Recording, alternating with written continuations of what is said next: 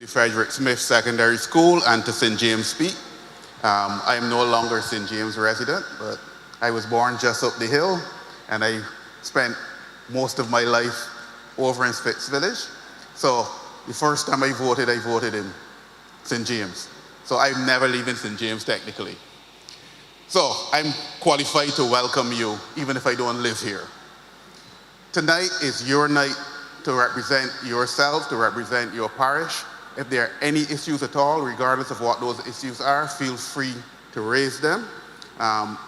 You have here so far the Prime Minister and the MP for St. James North, but you should also, if you recognize some of them, a number of state entities. The senior people from those ministries are here, and there's still more to come. So whatever the issue is, we will endeavor to respond to you positively tonight, and we expect you to speak freely. All we ask is that no matter how emotional the matter may be, that you have, you give deference to the other people around you, allow them to speak, and as well, try not to speak too long, because as has happened in the last couple events, we were going until well after the time allotted. So we want to be able to manage it tonight. So make your point, but make it as quickly as possible. At this stage, I will turn over to the Prime Minister, and she will go from here. Good evening, everyone. Good evening. Let me first of all give you an especially warm thank you for coming out in this weather. And I know that those of you who have come understand the importance of this exercise. The truth is we had to make decisions whether to cancel or not, but the Meteorological Office indicated that we would have that sharp shower late afternoon, but that it should clear up at least until the early hours of the morning again.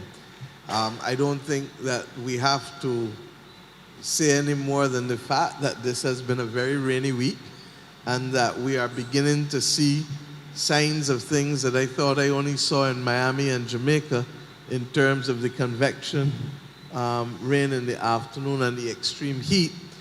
But today is the very day that we have become the first country in the world to sign on to the Resilience and Sustainability Fund of the International Monetary Fund, which for the first time gives us access to long-term capital, relatively long-term, given what they normally lend, 20-year money with a 10.5-year moratorium at 2% in order for us to fight the battles that we have to continue to fight with respect to climate.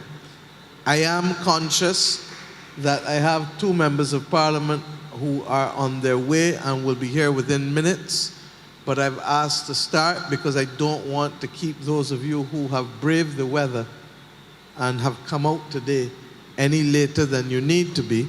And I am equally, again, thank you, and conscious that I also have public servants here who accept that the redefinition of democracy in the third decade of the 21st century means that we have to engage with people, and that this is our effort at so doing and ensuring that the government as a whole can be responsive to the citizens whom it represents, and that the wider issues, even at the granular level, can be followed up, not just by those of us who have the political task of leading ministries, but those also who have equally the task of executing policy on a day-to-day basis. So I do not take their presence for granted, and I thank them for being here. If I may, as Roy said, because we've gone late the last few sessions, the last two in particular, I want to open the floor straight off and to allow those who are here to get the baton going. And let us start St. James Speaks. Thank you.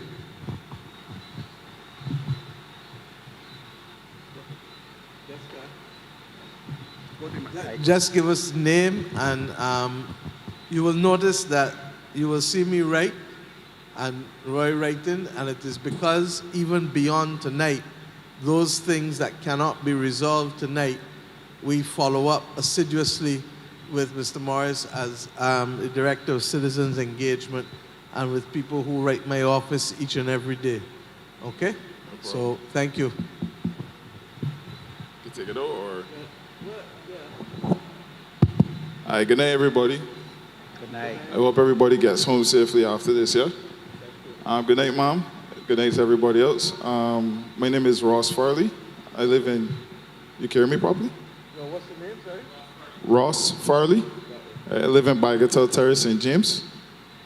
I come representing the neighborhood. I spoke to a couple of my neighbors yesterday and they asked me to come and speak. Unfortunately, my mother wasn't able to make it here because of one of the things I came to speak about, which I think you saw.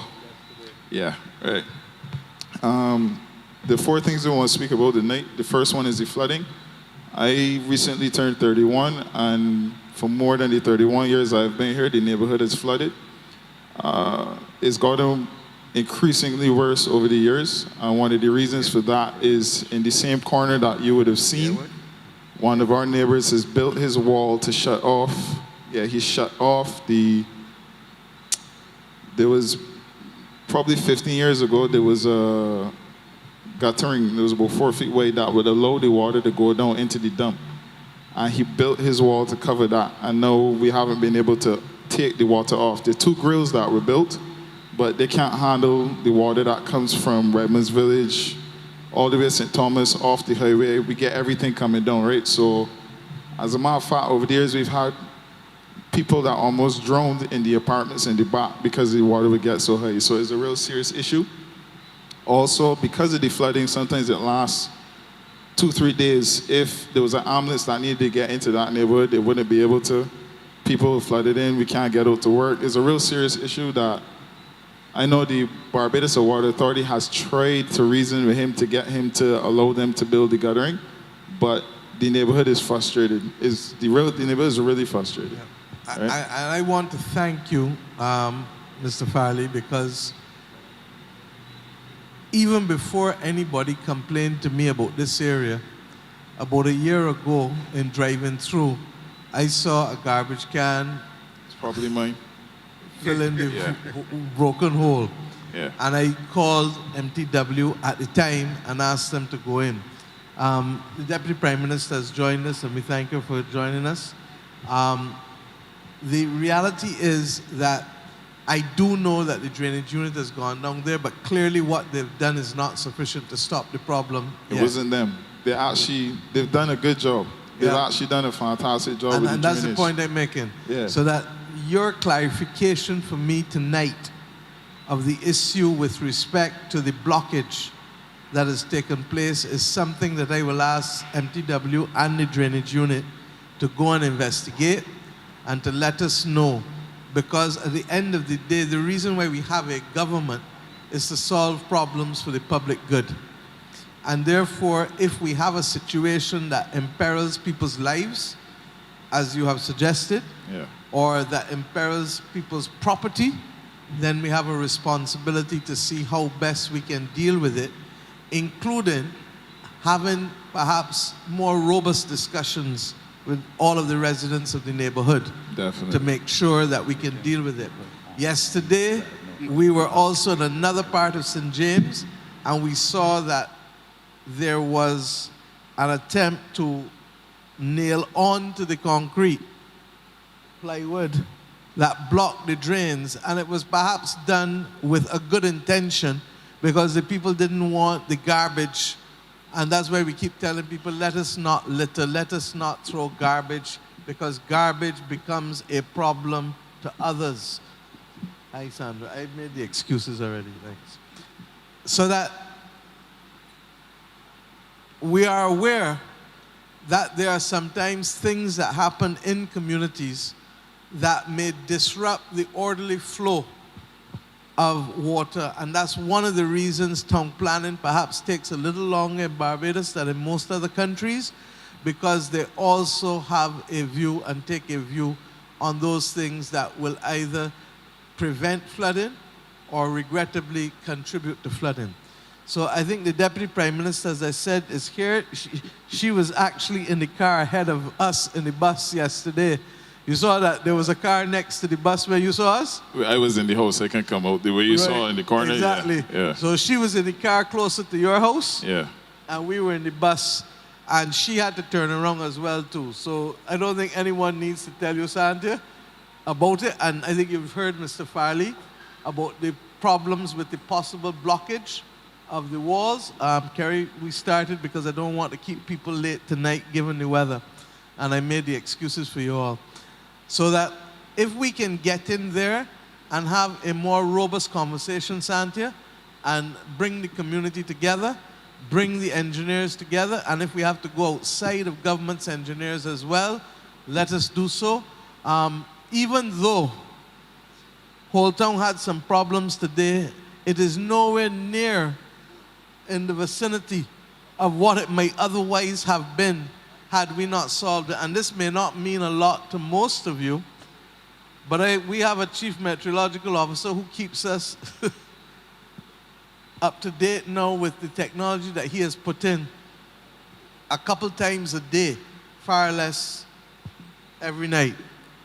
And one of the things he said to me, because we now have water level radars, and he sent me the graphs this afternoon, and that he said that the water in the Old Town Canal really only rose by 2 feet, which is unusual because it would have risen by far, far more had we not done the work up before, and then the other work that USAID had been helping us with here in Old Town, as you saw, with the ability to be able to take some of the water.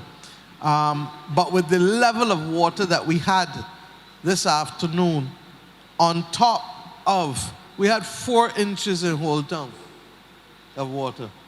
That's crazy. That's crazy within the time frame that it came.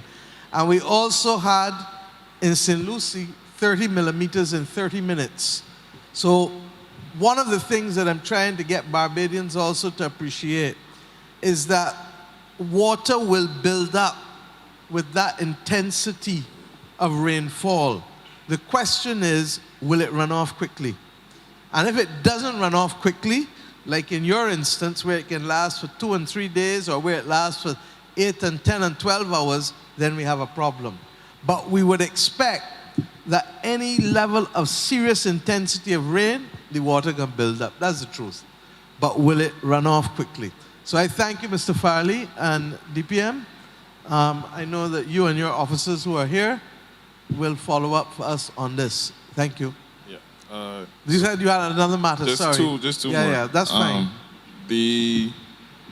So what also adds to the issue is that it's supposed to be only for the sanitation trucks to come through that part of the neighborhood, but we have much larger vehicles coming through and damaging the grills that would actually do for the runoff of the water, and they damage the road pretty badly. So then you have this cycle where MTW would come through, they'll put down a little asphalt, and then the rain comes through at a high level, washes it down, it goes down the drill, it brings down all the sediment. The trucks destroy the grill again, and then we have this consistent issue.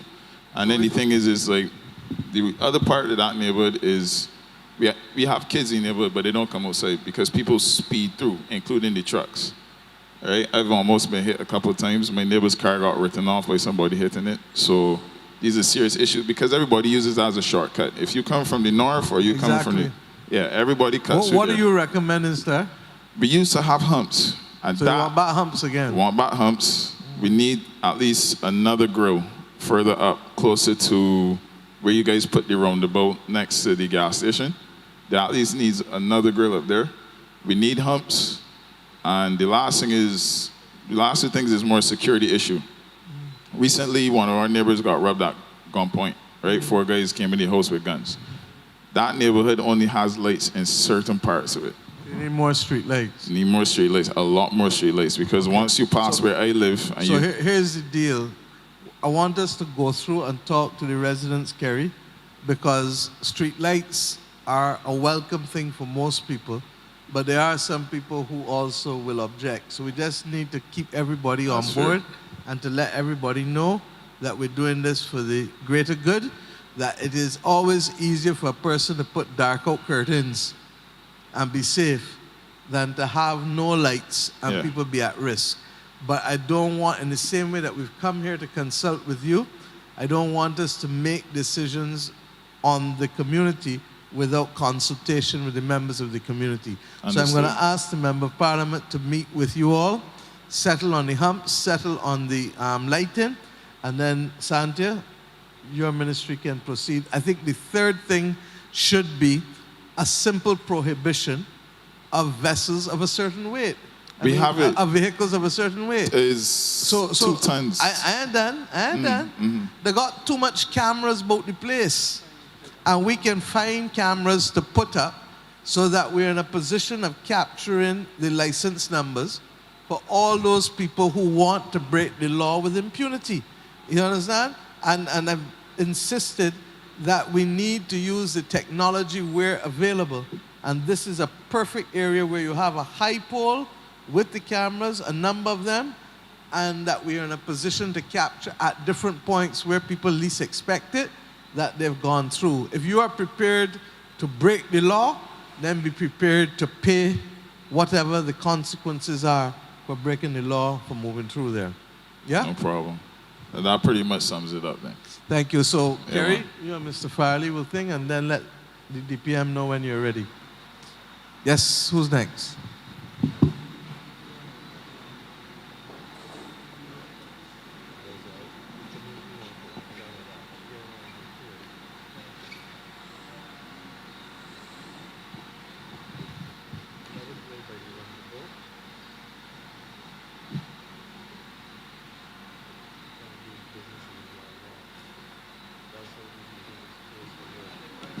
Come, who's next? Mr. Farley, I want to thank Mr. Farley for coming, doing your business, and go on and do what you got to do.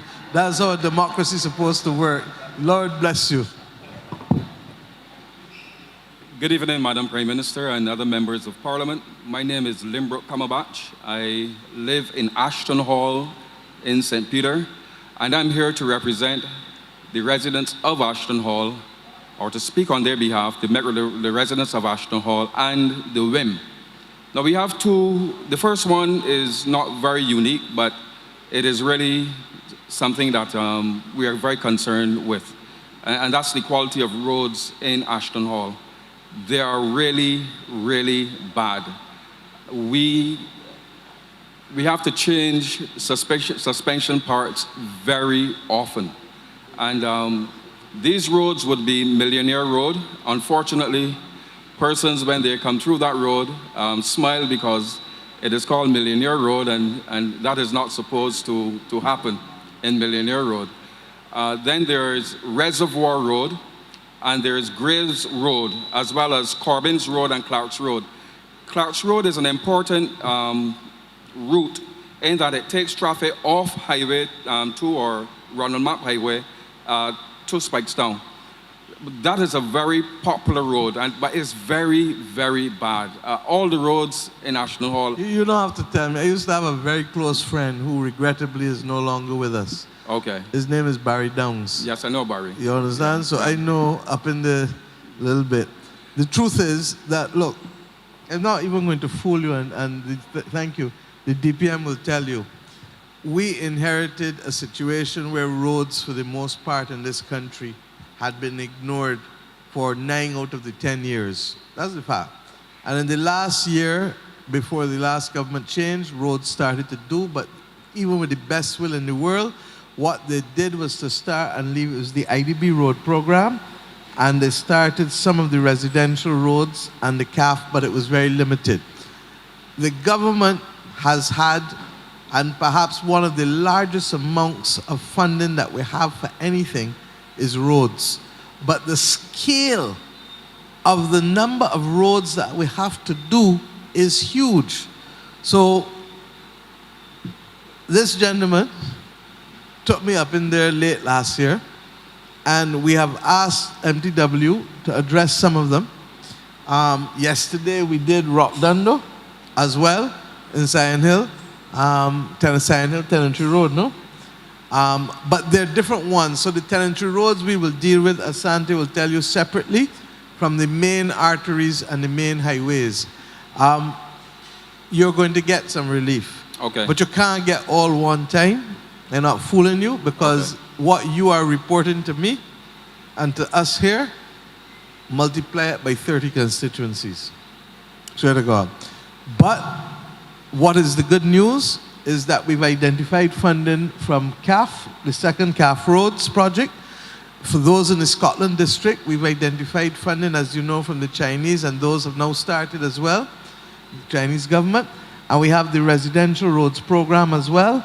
And then the main highways like Carmichael Road in St. George and up by Searles, that is the Inter-American Development Bank road program. So between all of those, and then I've asked the Ministry of Public Works to put together a list of equipment for what we call the Rail Tenantry Roads program. Okay. The one when it's set up like this, when people got to walk with 2 pairs of shoes and plastic bag, or people at risk of stumping the toe because they have lived forever in communities that have never seen any kind of paved road at all. And we believe that we have 13 depots, yeah? And if we can assign 6 teams, that as we do the big roads, we don't forget the small roads where people live. Okay. But your issue, to the best of my knowledge, isn't only roads too, it's also drainage, correct? Yes, yes. That's what I thought. So they're also looking at, Mr. Yerwood isn't here yet, is he? They're also looking at the drainage issues. Okay. As I call his name, he now walked through the door. So Mr. Yerwood was with us last year when we went up in Ashton Hall, and therefore I know that they will continue to follow through on this. Sandy, do you want to add anything to it? You good? Finally, just one last point I want to raise, and it has to do with the zoning of land in Ashton Hall and the WIM. Now, we have lots of land in Ashton Hall and the WIM, but most of it is in bush. The reason for that is that it's a Zone 1 area. All the land is owned by small, owners, but it's a lot of land because there are many owners. I know sometime last year I heard that there's going to be a regrading of the zones in Barbados, and I'm appealing to you, Madam Prime Minister, to consider Ashton Hall and the WIM, even if it is at the point where you can allow one home to go on a plot, because these areas are overrun with bush. The owners are no longer interested in these plots. But they're, and we have a land crisis in Barbados. I believe if some persons can probably put a house on each lot, we're just asking for one house on a lot. I believe that would help with the land crisis, and it would help to control the bush in Ashton Hall and the WIM.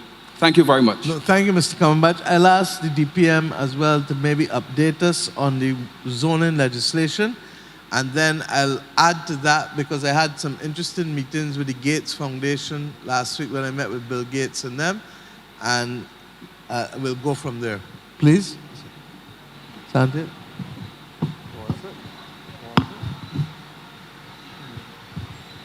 I suggest that you stay there too. I feel that tonight there'll be a lot of water, infrastructure. Yeah, use my. Good evening to you, everyone.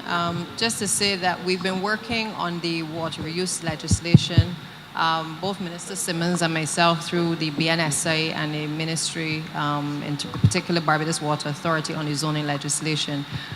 We've had to look not only at introduction of the legislation, but also how are we going to practically get people to look at the issues of plumbing codes when the legislation actually comes into effect. And so the teams have been meeting. We have the draft legislation. If you look on the Parliament website, you will see the draft of the legislation. But we wanted to make sure that we also had the water protection zones also sorted. And so the teams have been examining that. We've had to go back and to add a few zones.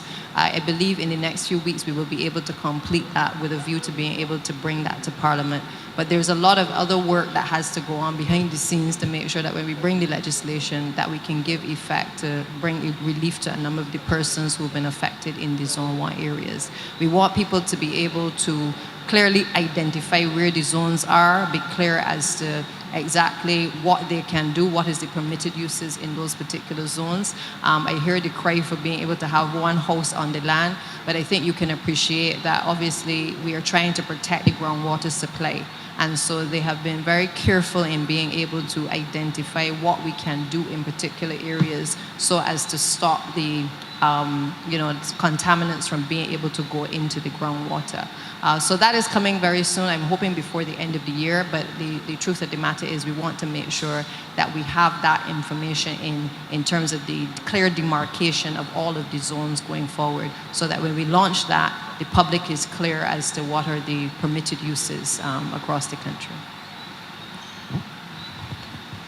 Thank you. And the truth is that in 1965, the year I was born, the Cabinet of Barbados settled the rules, and it was based on biological contamination and how long water would take to move.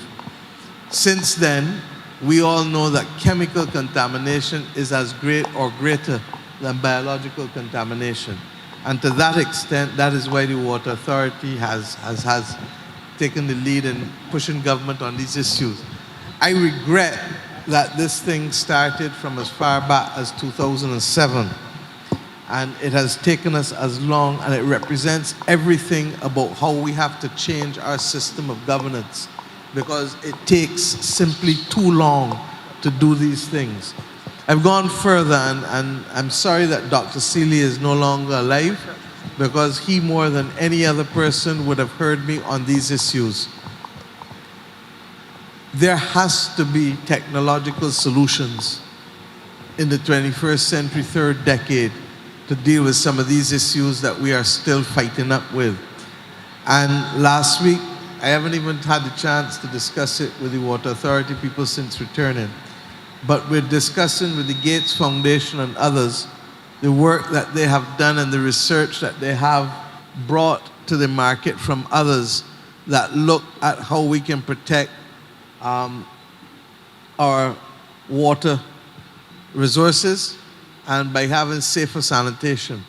And there may be some solutions. It's a little early to talk about, but suffice it to say that the government is in active discussion to see how we can find solutions that will unlock, Mr. Kamabach, the potential of the land that regrettably has been allowed to lay idle as a result of the circumstances that we have. Okay? Thank you. Hi, good night, Prime Minister Motley, all other government officials. I'm Kimberly Strawn from Porter's St. James. I'm really here tonight just seeking a very simple clarification regarding masking in schools, particularly for kids under the age of 5. So in previous directives, and as per the guidelines of the Ministry of Education, kids were required to mask on school campus, now just indoors only. But as of the Gazette published, dated September 22nd, the actual legal wording has changed somewhat. It says, if you read section 3 of the official Gazette, 3.1, no person shall without reasonable explanation, D, be in a school or other educational institution unless he wears a face mask which covers his nose, mouth, and chin. So school is one of the places that the mask mandate has remained. However, subparagraph 3.5 goes on to say that all above subparagraphs 1 to 3 shall not apply to children under 5 years of age. So it's been my experience with 2 small kids as well too, that kids have been made to mask indoors at school. My main issue with this is masking at school, particularly under a certain age group, to me constitutes further learning loss, which these kids already have borne the brunt of. They've had online school. I mean, you could see my son here, he could barely sit still for this meeting. Online school was basically no school. They've lost a lot of learning. And a good example I used for somebody the other day is even yourself, in the midst of the pandemic, when you had an important speech to make to other people, you took your mask off because that is the most effective way to communicate with others. Now imagine a classroom situation where you have a masked teacher, a masked 4-year-old. There's really not a lot of effective communication going on there. And as the class rep for my class, the teachers have been expressing the same thing, that particularly in that age group, it's really difficult. I mean, not to mention the fact that the masks are not worn effectively anyway. The kids still come home with cold, flu, hand, foot, and mouth every other week anyway, as it is. My clarification is that if this directive is clearly now stating that kids under 5 are exempt, even in the school compound, why is it that they're still being forced to mask at that age?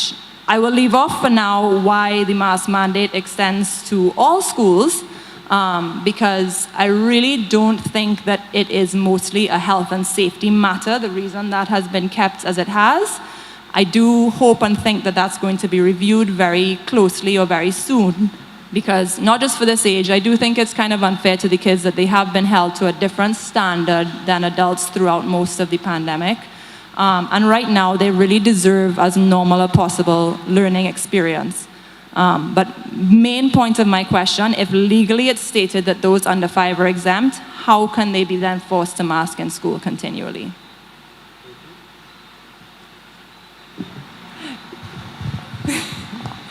I sent an email to you yesterday, you may see.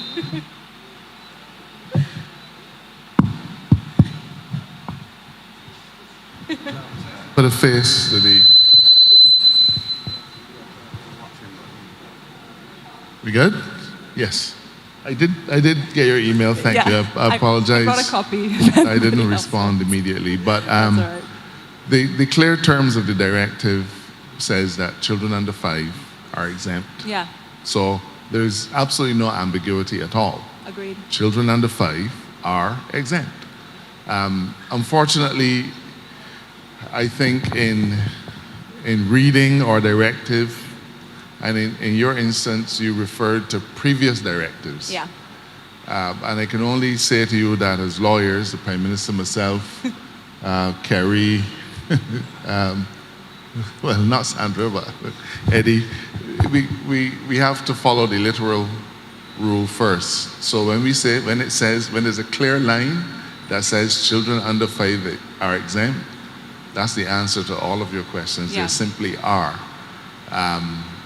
So I apologize for not responding to say that. No problem. But we're glad to have you here tonight nonetheless.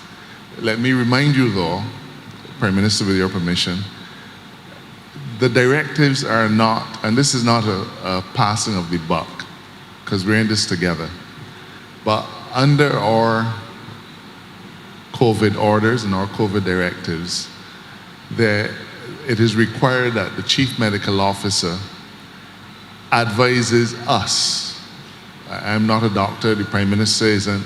So in every instance, the Chief Medical Officer advises us as to what level of restrictions are required at any given time. So from day one until now, whenever we've prepared a directive, it has been on the best advice of the Chief Medical Officer.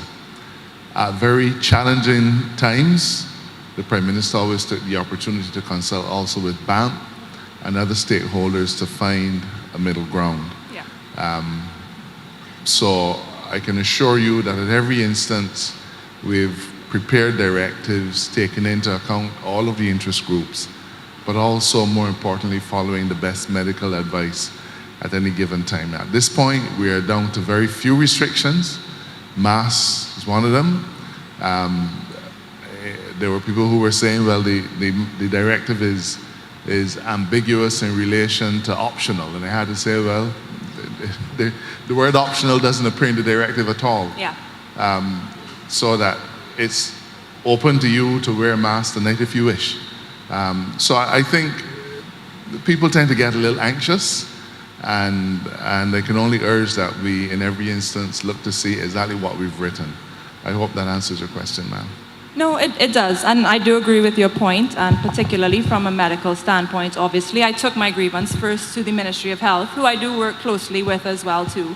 And I think it is, at this point, there is very little medical evidence for the masking in schools as compared to the rest of the environment. I mean, reading specifically WHO's guidelines on basically COVID restrictions and directives within a school should reflect directly those of the greater population or environment. So to have them be more stringent than the greater environment is really not necessarily in keeping with those larger medical governance bodies' advice. So that would just be my question. As I said, I do hope that for the rest of school-age children, it is reviewed soon. I know that there's a lot of stakeholders in that same engagement, but that does clarify for me. I guess for my own too, I could read the directive as much as I want and tell a principal that it says X, Y, Z, but unless they hear it more officially, people are scared of and also keen to follow what is being told to them. So that does clarify, and I'll take it. I want to thank you for raising it. I want to thank the Attorney General for the clarification. And I want simply to say that normally the Chief Medical Officer would be here. He has been at all the other meetings, but there are meetings going on with the Caribbean Public Health Agency and the Pan American Health Organization, and both he and the Minister and the PS, in fact, all three of them are out at those meetings representing the country now. What I will say to you is this as well, that those areas that have been left back, my understanding of it, are areas that they perceive to be higher risk. But I do take your point that in particular with schools as opposed to nursing homes and prisons, where there is limited movement and greater concentration, because people are either restricted from moving or cannot move, that in schools there's a slightly different variance to those other two. And I know that the CMO is not an adamant man. He's a man that recognizes science, but he also recognizes human behavior. Okay? Thank you. Thank you.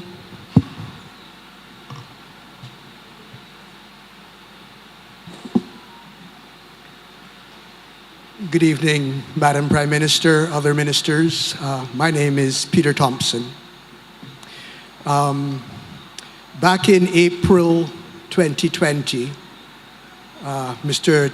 Tony Hoyos, who was on the Jobs and Investment Council, asked me to send you and your economic development team a memo which outlined my idea for a long-term visa for remote workers. You took that idea and implemented it with stunning brilliance, I have to say.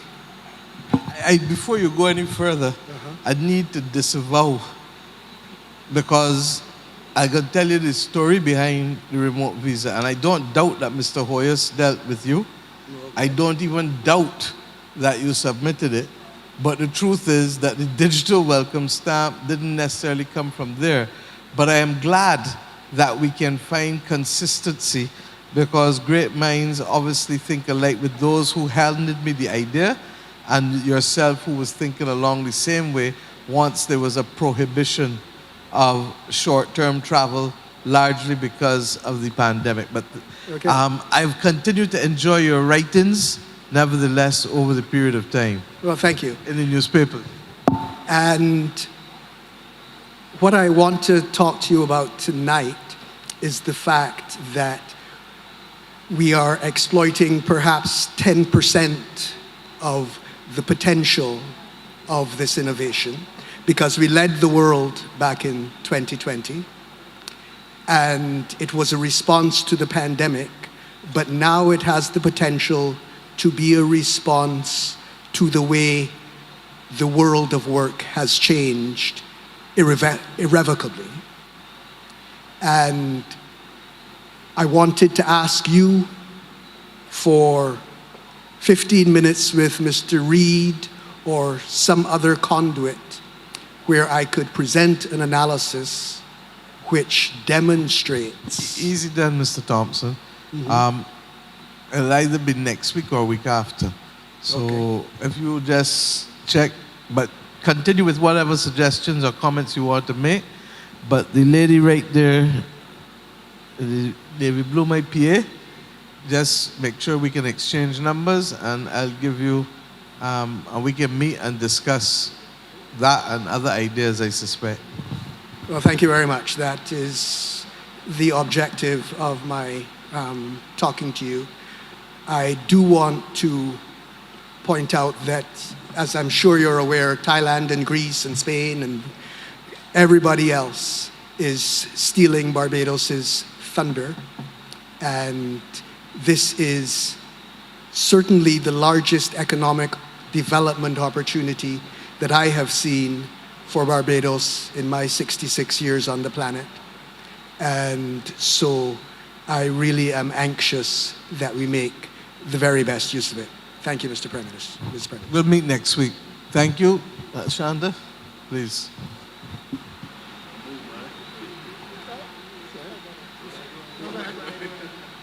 Madam PM, members, good evening, everyone. My question is simple, I think, compared to the others, and far less weighty. What's your name, sir? Glenn Husbands. As a resident of Mount Stanford, I have to use Highway 1 every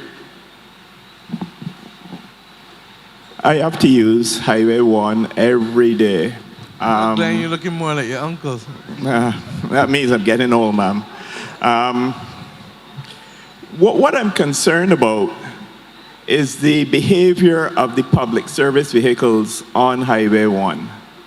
I mean, any time of the day, almost, weekends, easy periods, you're stuck behind 10, 12 vehicles. The public service vehicles pull to the right when they're stopping. They don't pull into the laybys. And what worries me is that the behavior is getting worse. There was one lay-by that they seemed to observe. That was the one almost opposite the Old Town Police Station. Now they seem not even to bother with that one. And what worries me more than everything is that if we can't deal with visible public law breaking, as a citizen, I worry about our ability to deal with the invisible lawbreakers, the ones who operate undercover. And I just can't understand why it is allowed to continue. Am I the only one?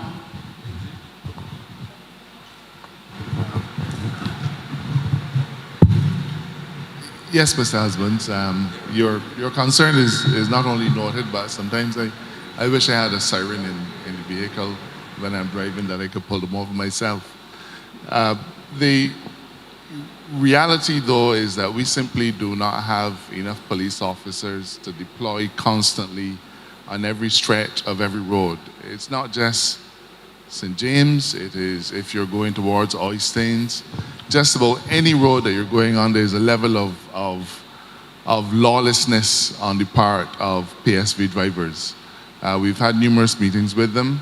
There are a couple of initiatives that we are looking to put in place. We are looking to put in place GPS monitors.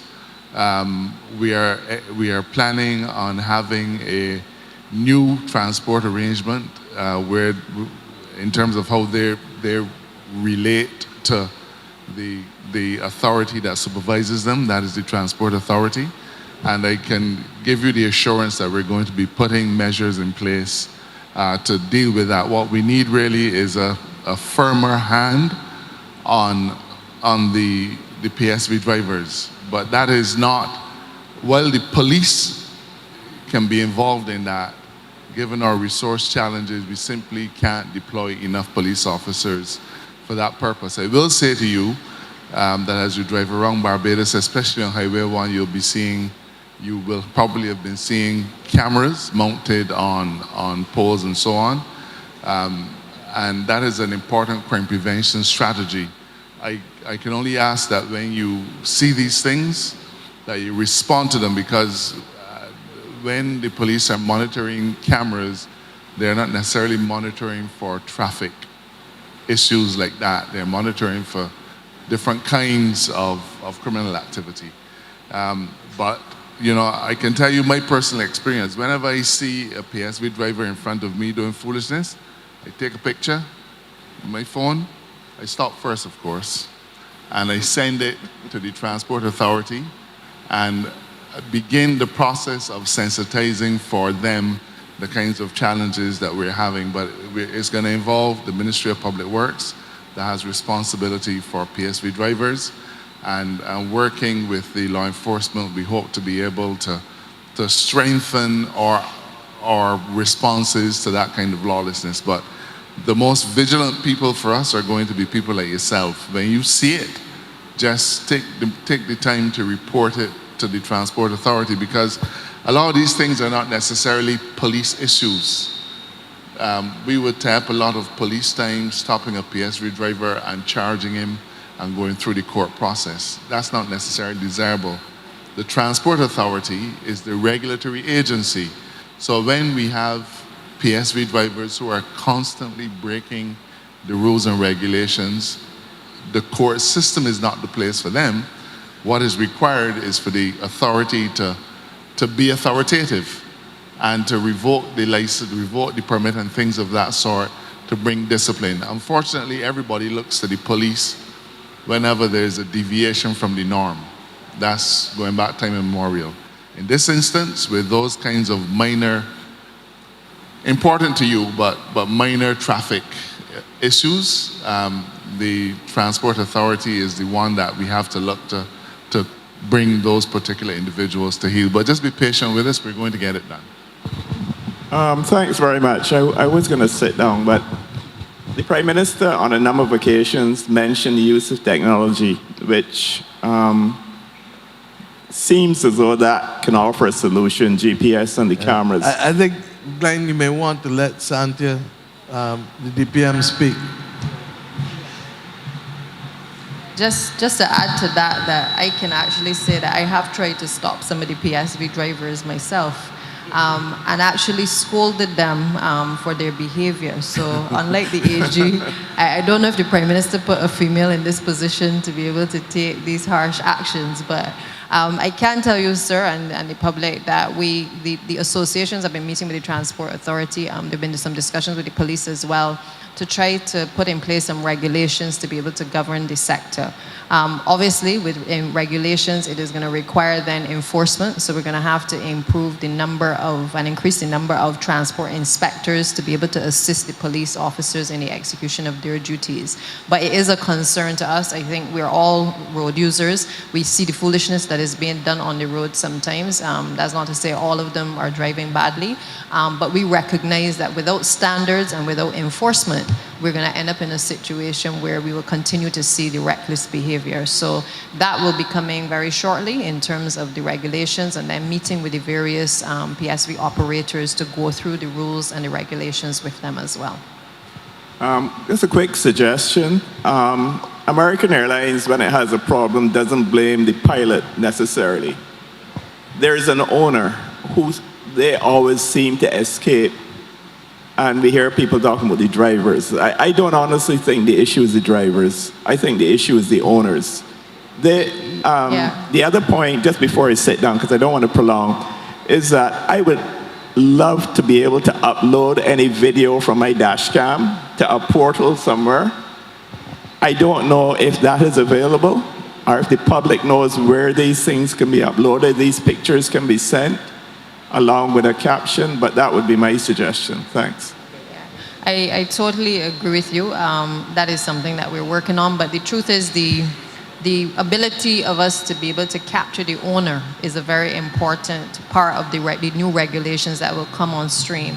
And it is for exactly that reason, because a lot of the focus has been on the driver, but you have a number of people who are invisible in this process, and they own a number of vehicles. They're not taking the time to make sure that people have, that the behaviors are good in terms of on the road. And so we want to obviously extend the responsibility not just on the driver, but also on the owner of the vehicle. So they will be captured under the regulations.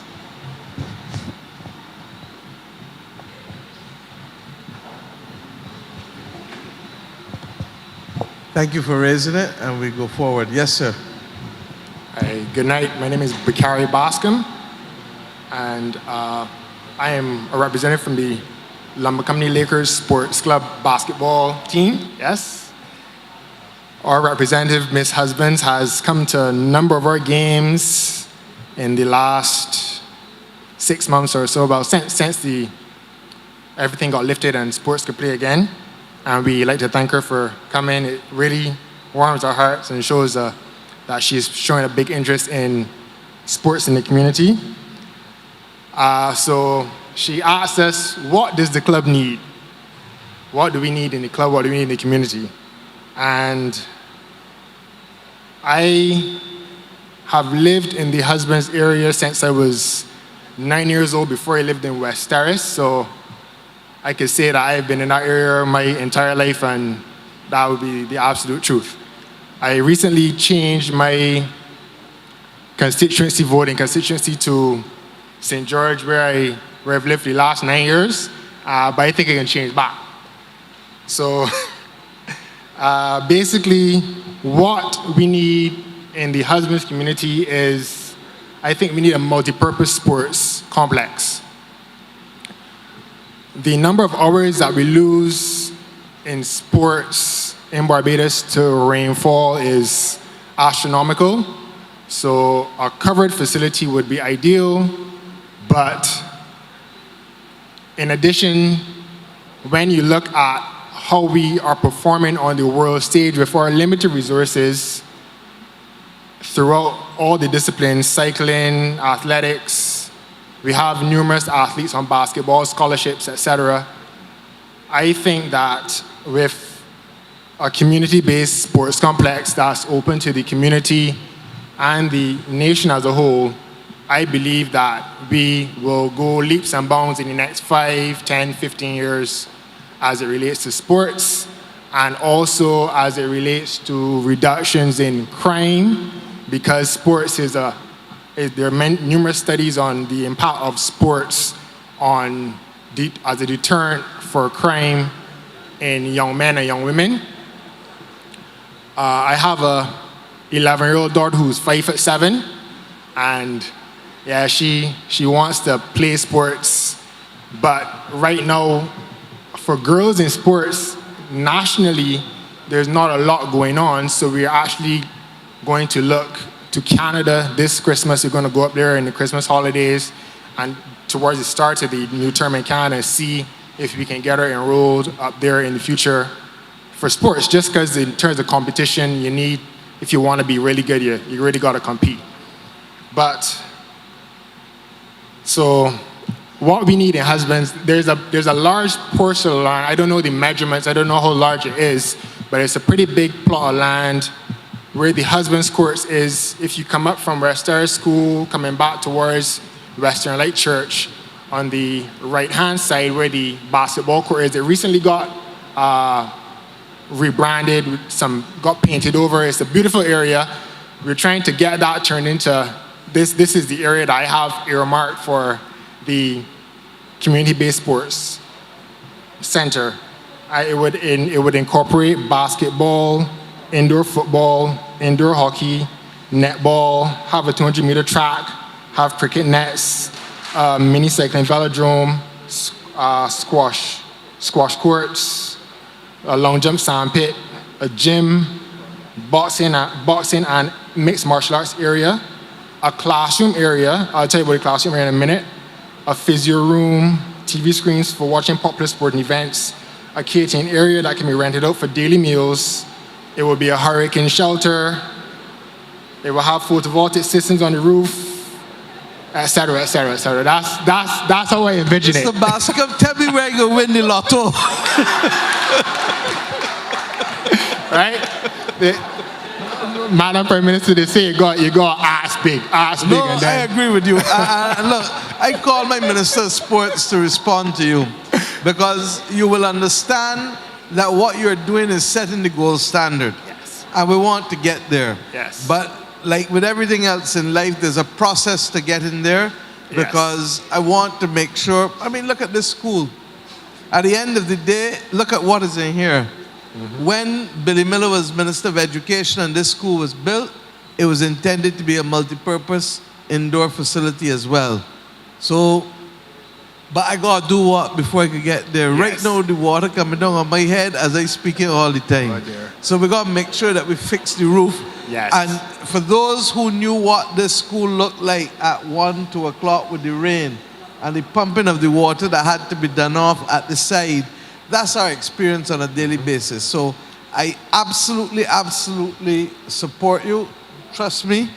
But as I said, I'm going to let Charles answer. because I think you need to know where we are going and how we intend to get there. But we're going to keep your idea like the North Star and the gold standard. Good evening, everyone. Good evening. Mr. Bascom, thank you for the question. I too am trying to get the Minister of Sports to do a similar project at Gore Hill in St. John. Working on that. The truth is that we're looking to build a lot of the communities in terms of upgrading the facilities. We have started the lighting program across the country. So several of those playing fields that you would have seen before with light poles that have fallen and lights that are not adequate for what is happening at night, i.e. football and night cricket, we're looking to upgrade all of those. You would have heard us before talk about 85 grounds in Hard Court, as the Prime Minister is pointing out. You would have heard us mention the mini stadium before, that we're looking to put in place across the country as well to benefit communities in terms of being able to stage events at those locations with a cost recovery for the clubs from the specific areas. But there are a couple of things, there are a couple of projects that we're working on that will be deemed to be priority. As everybody in the room is aware, we're looking to get this stadium back into shape for our athletes. So what you're talking about is happening. It is coming on stream. It is good that you have a 5'8" daughter at 11 years old, 5'7", because we need those kind of players not only in basketball but in netball as well. And scholarships are in place. My ministry would have just started a new initiative where the STATS program, the SATs, that students are required to get into colleges. The ministry is now paying for that program. Before, it was a situation where you would have to pay $400 or $600 for your child to be tutored in this particular program. We would have just launched that initiative that is providing that particular service free to all athletes who are interested in sourcing scholarships in the States. So we're gradually working towards what you would like and what I would like at Gore Hill in St. John as well. Thank you. Thank you.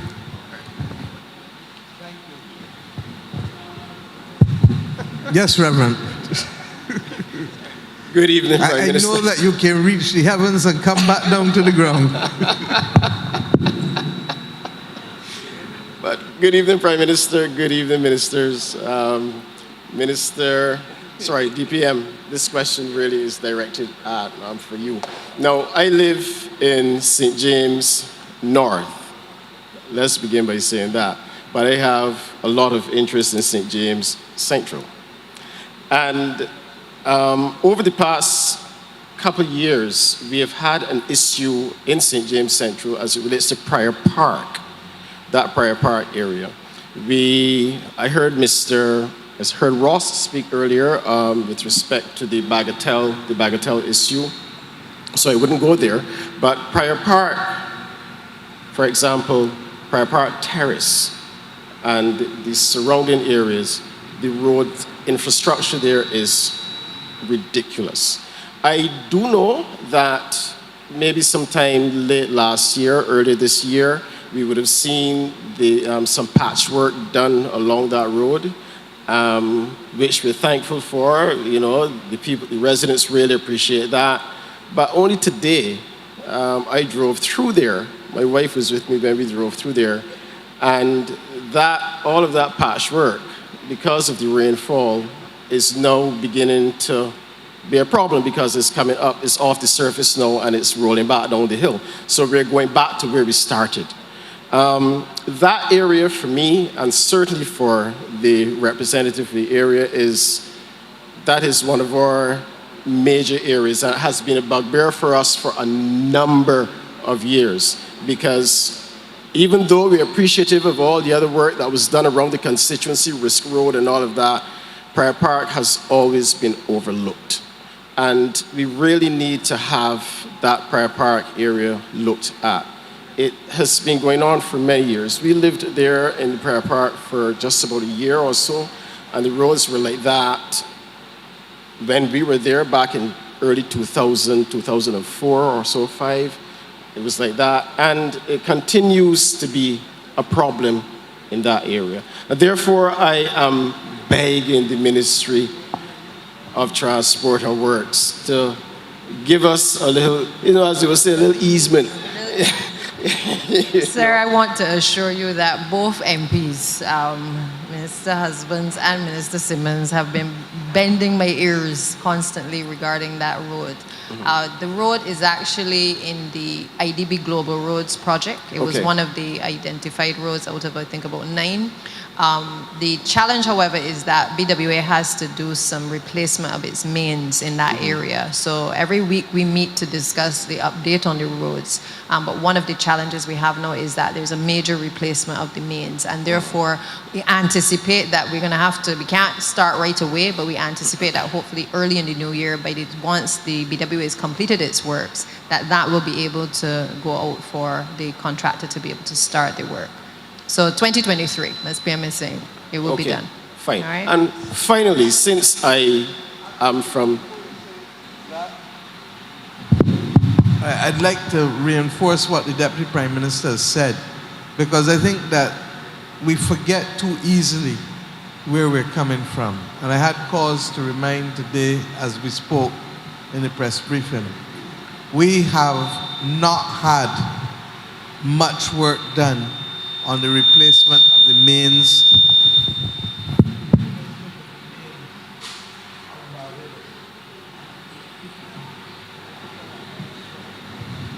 let's make some more working, please. We've had a lot of work that we've not been able or not seen done.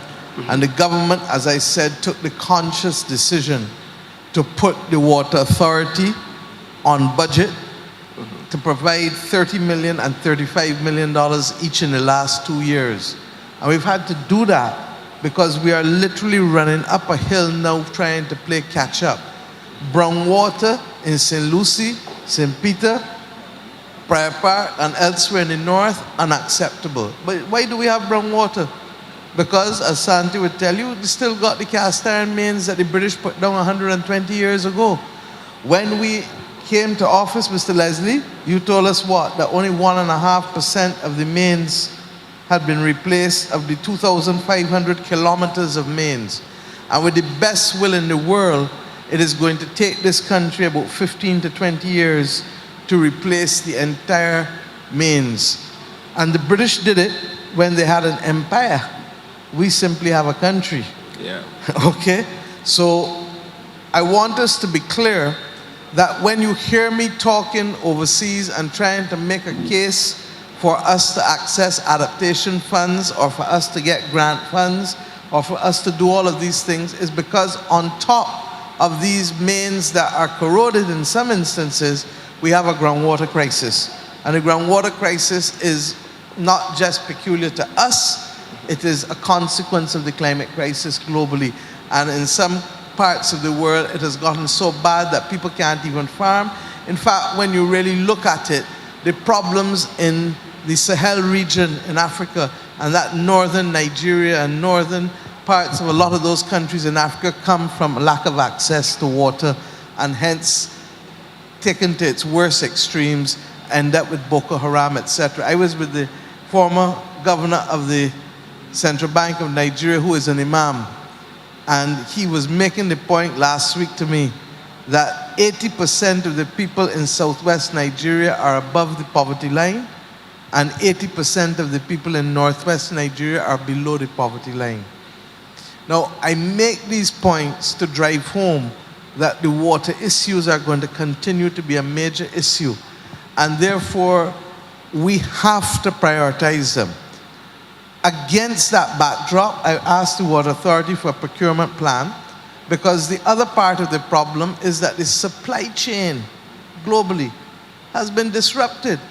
And the best example of what we could have faced was when we had to replace, what's the correct word, for the props, for the pumps there in the bell, that they were waiting on 18 months for plates to come out of China. Couldn't get the plates from China.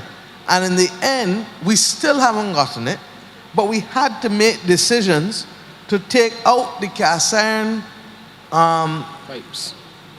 Was beams, cast iron beams that were literally rusting away, because if that pump fell, it would literally not be capable of being replaced in under 9 months to a year in a best case scenario. And it affects what percentage of Barbados? 30%? So that 30% of the country would be without water properly. You will get trucks, but in terms of pipe water for 9 to 12 months in a best case scenario. I need to share these things with you because people must understand what we are facing as compared to what we used to face 10, 15 years ago. It's a completely different world. Now I say all of that to make the point, and we had to do it here with Highway 1 too. We could have done Highway 1 earlier in this government, but we needed to make sure that when we were doing Highway 1, that we were putting down the water pipes and also the conduits ultimately for the pulling of electrical cables, etc. We have to do the same with Highway 7. And we have the other additional issue of natural gas pipelines too, as Kerry is reminding me. So while Sanjay could perhaps give an instruction to go to Prior Park and repave the roads straight away, it would be putting good money that would be literally dug up within 6 months to a year because of the problems with the water, including in the same Prior Park. And therefore, we have to be able to make judgments at the Water Authority based on a limited supply of inventory. Who are the communities that are greatest in need of the pipes and the fittings and the different other things that they need in order to be able to lay down at this point in time. So I'm asking for a little bit of patience. We're trying to explain to the public what we're facing so that people understand that this is not an arbitrary decision, but it is one that has been well considered. And as the Deputy Prime Minister said, she's heard her colleagues over and over and over, but she's also asked them to just give us a little time in order to make sure that there is a seamless provisioning of the pipes for the reasons that I've just outlined to you. And I apologize if I'm a little more expansive in the answer, but I really feel that Barbadians need to know what we are facing, why we are facing it, and how we intend to deal with it. Thank you. But thank you, Prime Minister, because to be honest with you, you have just cleared up a lot for me, because I was going to, I was just about to ask another question or make another comment with respect to St. James North, the road, the Porter's Road, which I live on, and I have to traverse that. We have to traverse that every day.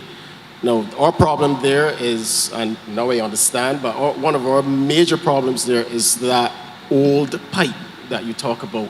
And it ruptures like every few months. And you get, when it ruptures, then the road collapses. And there's always a big issue with that. So thank you. Those were just the two things I wanted to highlight.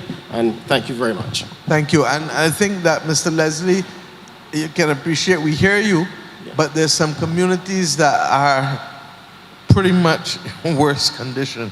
And we're trying to deal with some of them first. But we're coming, help coming along the way. The last discussion I had this afternoon too, we met with the World Bank and the World Bank mission. We are not entitled as of right to a loan from the World Bank because our income status is too high. And that's why once again you see me making the points for the restructuring and the repurposing of the World Bank, because all of these things are global public goods. We're going without water, we're going without food, we're going without the ability to be able to have public health and also to be able to educate people, as we discussed with the young lady earlier. Every country in the Caribbean is facing the same thing we are facing with respect to water. And we've raised with the president of the bank, and we've raised with the bank again this evening, and they are now saying that they're looking to do a study to see how they can bring all of us together within the region, because we can reduce the cost of capital if we can have a diversified set of risk. And if all the risk is consolidated in one place, it is always going to be higher than if we diversify the risk. So they're beginning to listen to us on a few things, but we really, really, really need some adaptation funds globally, and we need some loss and damage funds. Because at the end of the day, the reason why we're in this position is because the Industrial Revolution, for the most part, has literally spawned the increase in greenhouse gases. And then secondly, it continues with obviously the burning of the fossil fuels. And what you saw happening this morning with the explosion of that gas line, Lord help us. Because the truth is that methane, as much as we can contain CO2, methane is the thing that is going to carry us to the tipping point quicker than anything else. Okay, and that is found in leaks in oil and gas pipes, in the manner in which we control waste, garbage, and finally, how we currently, the practices we use to raise livestock, quite frankly. Okay, thank you. Thank you. Prime Minister, ministers, ladies and gentlemen, good evening. Sorry. My name is Calvin Husbands. I just wanted to... Raise it a little, exactly. Yeah, okay. My name is Calvin Husbands. I just wanted to raise two issues with respect to the Appleby Gardens area. One of them is with respect to overgrown lots within the area.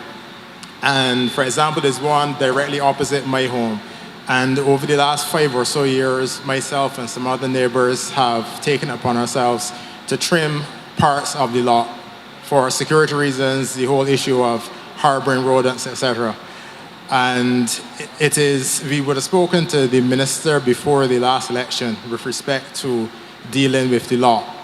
But it remains an ongoing challenge, which I gather plagues the country as a whole. The second issue which we face is respect to the heavy deterioration of the roads in and out of the development. Two of those roads, one is Appleby Road, the other is Clark's Road. Ironically, those roads were used during the rehabilitation of Highway 1 as a detour.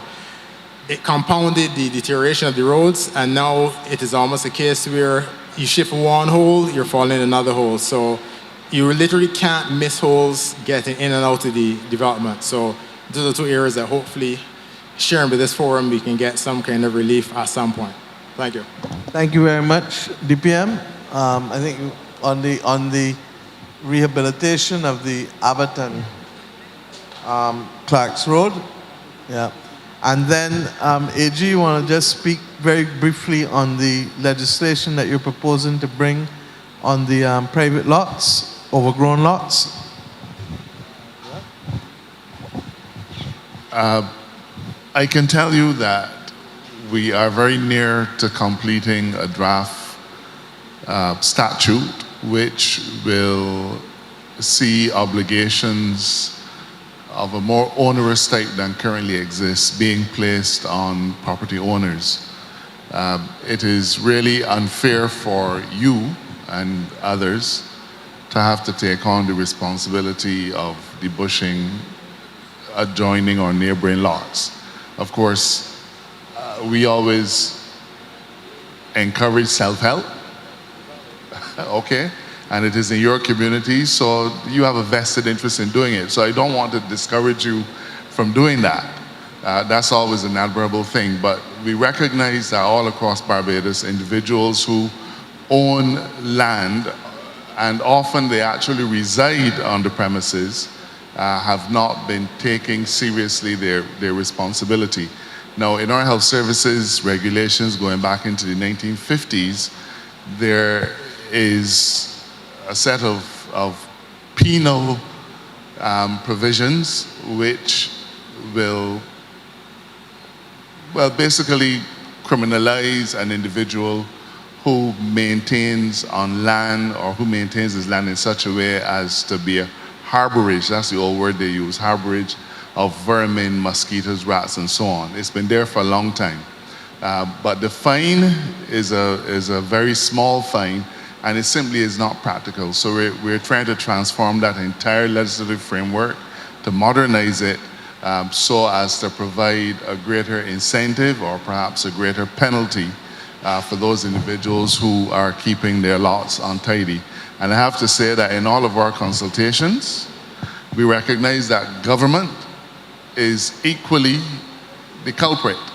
And the Prime Minister has, while it is a challenge, we recognize that we simply have to lead from in front. Now, of course, the concept of fining government or penalizing government is a little bit peculiar, but I can assure you that we are taking the responsibility for clearing and keeping government lands clean, whether it is the side of the road, whether it is a government plantation, national housing lands, wherever it is. We are going to lead from in front in that cleaning process, so that when we impose on landowners a more onerous obligation, they will understand that we're serious about it. But I've committed to the Prime Minister that certainly before year end, we will have that statute before Parliament. Thank you, and may I thank the AG, because one of the significant things we're doing is trying to move away from an old system of criminal penalties, fine and confine, to one of civil penalties, where it is not a criminal penalty, but it hits you where it matters most, in your pocket. And therefore people will make an economic decision, hopefully, that it is cheaper to pay somebody to clean the lot than it is to have to pay the fines that are continuous. With respect to public property, I think that everybody at this table have called me the chief inspector, because I am the one, and the others in Public Works know, and the others who go on the Rub and Shoulders tours know, that I really, really, really find it disgusting that we continue to have roads with bush growing on the side of the road. And I have a simple point to make. Grass does not grow out of cement. So that if you clean the road and remove the silt at least once a week or once every 10 days, 3 times a month, the grass can grow to 3, 6, 8, 9, 10 inches. There was some opposite Queen's College, right there in Husbands. There's some on the highway that looks almost like afros. The clumps of grass that now looking like afros. And I have said that it is unacceptable, and even when I leave this office, I can keep saying so, because I really feel that none of us would invite anybody home by us and see garbage and bush on the front step and tell them come in. And if it is not good for home or us, then it can be good for the country that we belong to, because it's not good for us as a people. The public health risks are clear. But in addition to that, it sends the wrong signal that we just don't know how to take care of what belongs to us. And I know that our forefathers worked too hard to give us what we have, for us to treat it now with disdain and contempt, and to allow it to look as though we don't know any better. I know that Bajans know better, because in my constituency, I got people who, with the smallest little lot, maybe generational, but the smallest little lot, they come out and clean the silt from the gutter. Because if you clean the silt from the gutter, the grass cannot grow. And if the grass is allowed to grow, then you deal with the investment in the road, which now starts to literally disintegrate, and money that we should be spending on other things in this society, we now got to go back and spend on roads, simply because we have not taken the time to do the small things the correct way. Brush away the little silt from in front of your house, brush away the silt from the sides of the road 2-3 times a month. That way you know the grass can grow. Mr. Brooks, you coming to talk about that?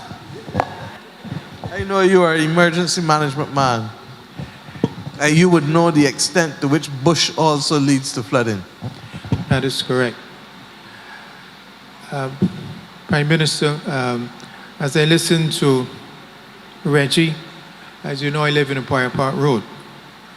And it warms my heart to hear that that issue at Empire Park will finally be put to rest, Madam Minister of Public Works. Even today, there was some fender bender as a result of people trying to shun the potholes or whatever. But what I am here this evening to speak to you about as far back as 2007, 2008, I had the opportunity to speak to Minister Simmons at the time about the establishment of a satellite emergency operations center, utilizing the location by the old St. John the Baptist School there on Holders Hill. It was therefore very pleasing to me last year or year before, when I was included in an assessment that with the redevelopment of that facility into their nursery and other community activity, that there lies the possibility of the district emergency organization being afforded the opportunity to establish a satellite emergency operations center at that location.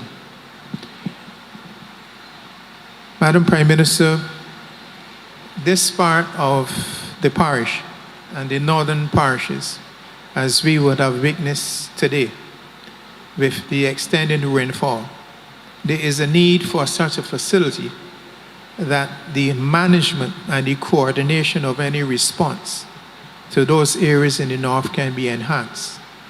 We do have a National Emergency Operations Center in Warrens, but there are a number of gaps and a number of issues that you do not have the level of connectivity because of the terrain, and the establishment of such a facility there can significantly improve not only the coordination of any response to the parishes, specifically in the St. James and the northern parishes, but it also gives the opportunity, should the need arise, that you can transform what is happening in Warrens to a particular location in a closer proximity to where the impact is actually occurring. So therefore, Madam, I very much would like to, I'm very keen being part of the tour. I think it was a year and a half or a year ago.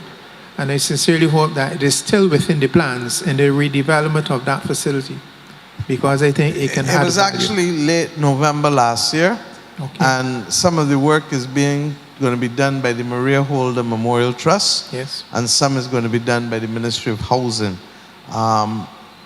So it will happen, but it is very much in the planning processes now. Okay? That is much appreciated. Thank you. Thank you, my brother, sir. Yes, ma'am. Good evening, everyone. My name is Diana Ford, and I live in the northern section of St. James. To me, it's the most neglected part of St. James where I live. But tonight, I want to speak about lighting. Lighting on the highway which leads to the north. From the time Highway to where? To where, yeah. Thanks. From the time you leave the airport, it's like daylight. You can see the curbs, you can see the line in the middle of the road. There is even lines, there are lines at the two ends, the left and the right. But from the time you get to Redmond Village, you're in the country, no lights. It's a good thing that Barbadians are prayerful people, because if at any time me, a young lady in a car by myself, if I should get a flat, what will I do? Tell them you are young. I am young. What will I do? I am now have to ease out and hope that a nice young gentleman, old gentleman, young lady that could share with me to change the tire. I can change the tire, but if I cannot see what I'm doing, what help is it? I am begging to get some lights on the highway to where. Because that stretch goes right down to Milner Quarter, and it is pitch black. It is dangerous because you do not see the holes in the road, and today you will pass and there will be no holes. Some rain will fall and there will be wells. and you would not see them, and especially if water is in the hole, and people are not as considerate as once before. People will come and they will, if you easing up to ease through the hole, they're blowing the horn. We want to old people that's what they say. When the old people don't stand off the road. Are you ain't telling me, young? That's what they say. I don't get the chance. But the lights, I beg. Hear you, Sandy. You heard. Yeah. Okay. Go ahead. You spoke already, but go ahead. I hear you, ma'am. Again, all 30 MPs are usually, excluding the Prime Minister, of course, but all 30 MPs, 29 MPs are usually requesting street lighting. As Kerry was saying to me just now, St. James seems to have been particularly neglected, and it's something that we're looking into. I think I'm actually bringing a paper tomorrow for some additional funds to be able to pay the Barbados Light and Power to make sure that we're in a position to get them to coordinate some additional street lighting. And as Prime Minister indicated earlier, she's asked the MPs to just send the list of those areas, in particular the ones that we're going to have to prioritize, because we can't do all the same time, but we have to look at the areas where there may be issues in terms of safety, in terms of risk to life because of the darkness of the area. We're just going to have to prioritize because the resources are limited in terms of what we can do, but we have to make sure that we're able to bring some lighting to the communities. And when you get those lights, I want bright lights like up by the airport. I don't want them things that you can't tell where you're going still. Thank you very much.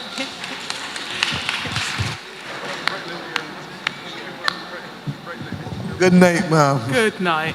My name is Carol Haynes. I'm from St. James Horse Village. I'd like to second that because definitely I drive on that highway and the lighting is terrible. You can't see where the road, the lines on the road to see where the road turns or which side of the road you're really meant to be on. But it does need some addressing. Second thing I'd like to say, thank you, good evening, Minister Husbands. Thank you ever so much for arranging for the lighting to be put in number 1 Halls Village.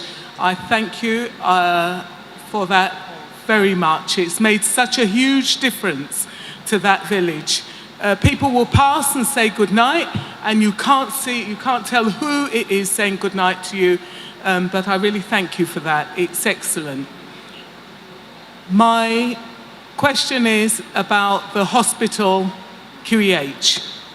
I sent him my CV requesting or offering my services to help with the, was it a committee that was being formed to look at the quality of services, and I have had experiences in England working with the hospitals in London, King's College, London, and also the Maudsley Psychiatric Hospital. And that is as a user of services, a member of the public. I'm asking, on the committee, has it been placed that a member of the public or a user of services has been placed, or even 2 people, not all professionals, but has that being looked at so that it's not all about what is provided and what is given, it's how it's received, because perceptions are different. Yeah, I think that first of all, as I explained earlier, the Minister of Health is out of the island with the CMO, so I apologize for their absence tonight. I certainly will speak to them on their return later this week, this weekend, and to get the answers for you, and to let Roy answer you. I don't want to answer you off the top of my head and mislead you.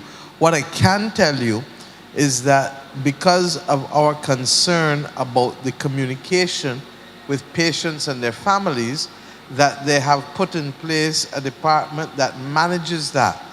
And that, in fact, I've had a number of people in the last few weeks comment favorably on the fact that that additional service now, where the communication, and in fairness, we copied it from what was being done at Harrison's Point, where people had to go the extra mile because obviously families could not come and visit. And therefore there was provision for the talking on tablets, And there was also provision for ensuring that communication was critical both to the patient's health and also to the well-being of families. And that has made a huge, huge difference to how people perceive what they're receiving at the hospital. And that more often than not, as we drill down, a large part of the problem was lack of communication as well. With respect to persons who are not necessarily specialists, but who have a perspective to share, I've maintained all along that that has to be the standard. That what am I doing here? I'm coming as Prime Minister of this country every month, and I'm listening to ordinary citizens tell me, along with the rest of our cabinet and MPs, what you think ought to be done. And then with the public officers to see how best we can meet your concerns as taxpayers in this country. So we will certainly find out for you the specific answer to the question that you've raised, but generally we are in support of the broad principle. And Sandra was whispering to me as you were talking what some of your concerns were. So we'll get back to you and to give you that answer as soon as they're back. Thank you. Thank you very much. Good night, Madam Prime Minister and all the others at the head table. My name is Faye and I'm from St. James North and Weston in particular. And I have a lot of issues, not only me, but the residents of that area. And I must say that we have an excellent MP.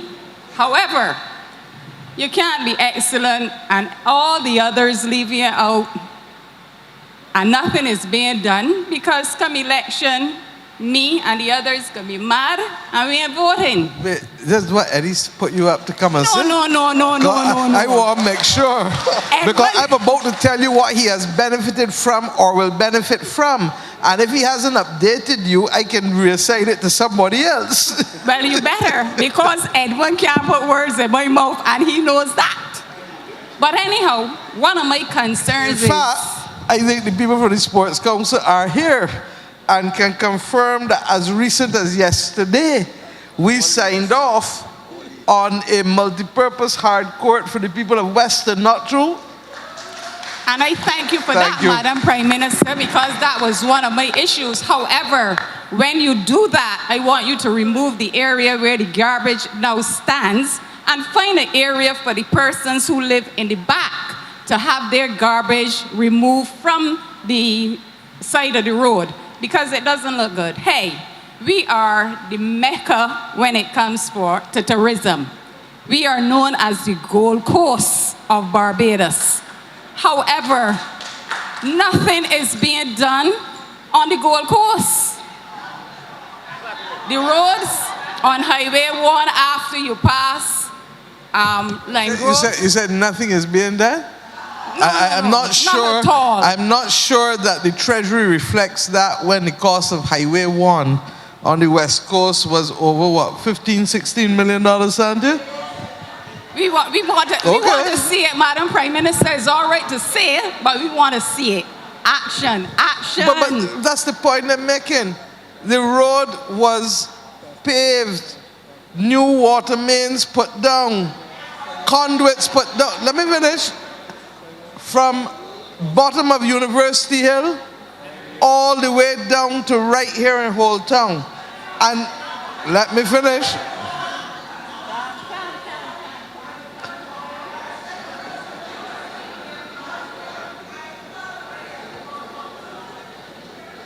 Highway 7, and that's the problem when you have a whole country. But I don't have children, but I learned what it is to have children by being Prime Minister and dealing with 30 constituencies. Highway 7 has not been done, where's MTW people, in decades. And more importantly, their natural gas main concerns with respect to Highway 7. So I'm being straight with you. You have a number of hotels that are about to be built in Whole Town. If we went and did this road, the heavy-duty vehicles would have them dug up and mash up in what time? We first speaker tonight spoke about it.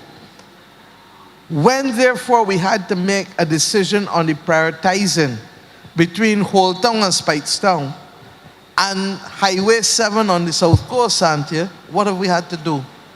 Highway 7 got to be the next one.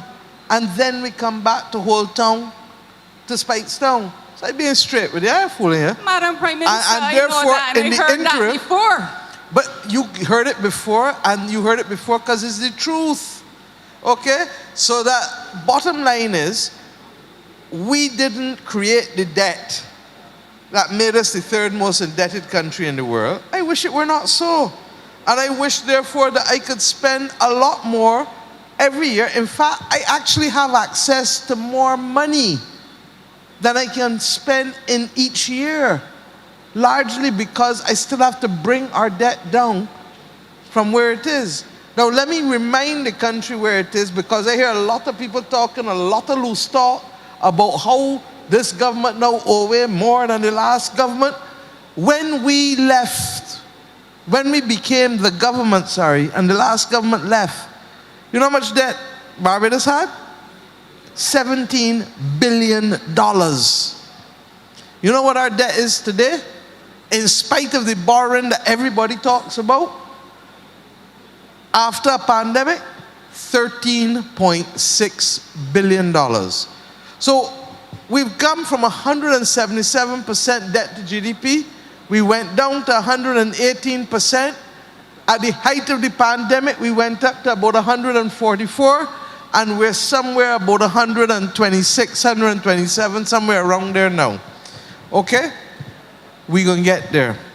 But I would like to tell you that I can put all here for you before putting some for the Christchurch MPs. And in fact, the Deputy Prime Minister lives on the South Coast, so that she knows it daily, day in and day out. So I beg you do.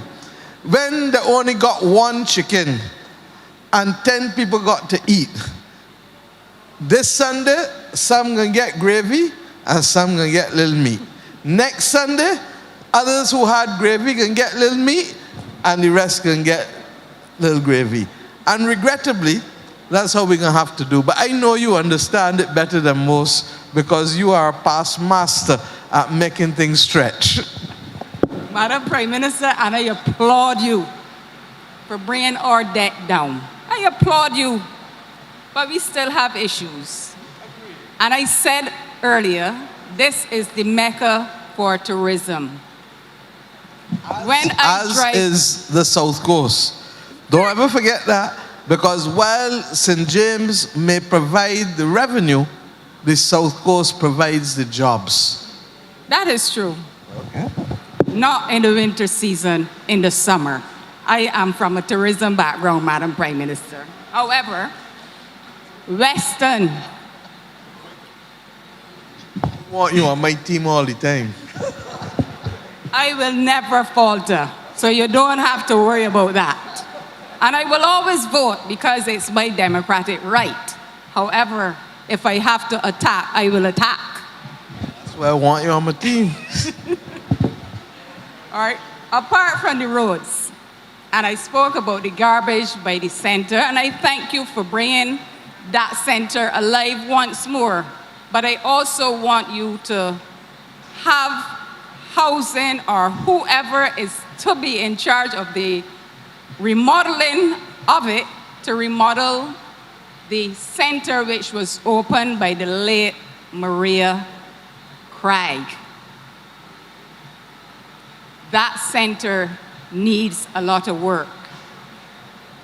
There are a few people in the area. From time to time, we will go and repair a board here and repair a board there, but it needs mega work. We also had the students from the UE painting.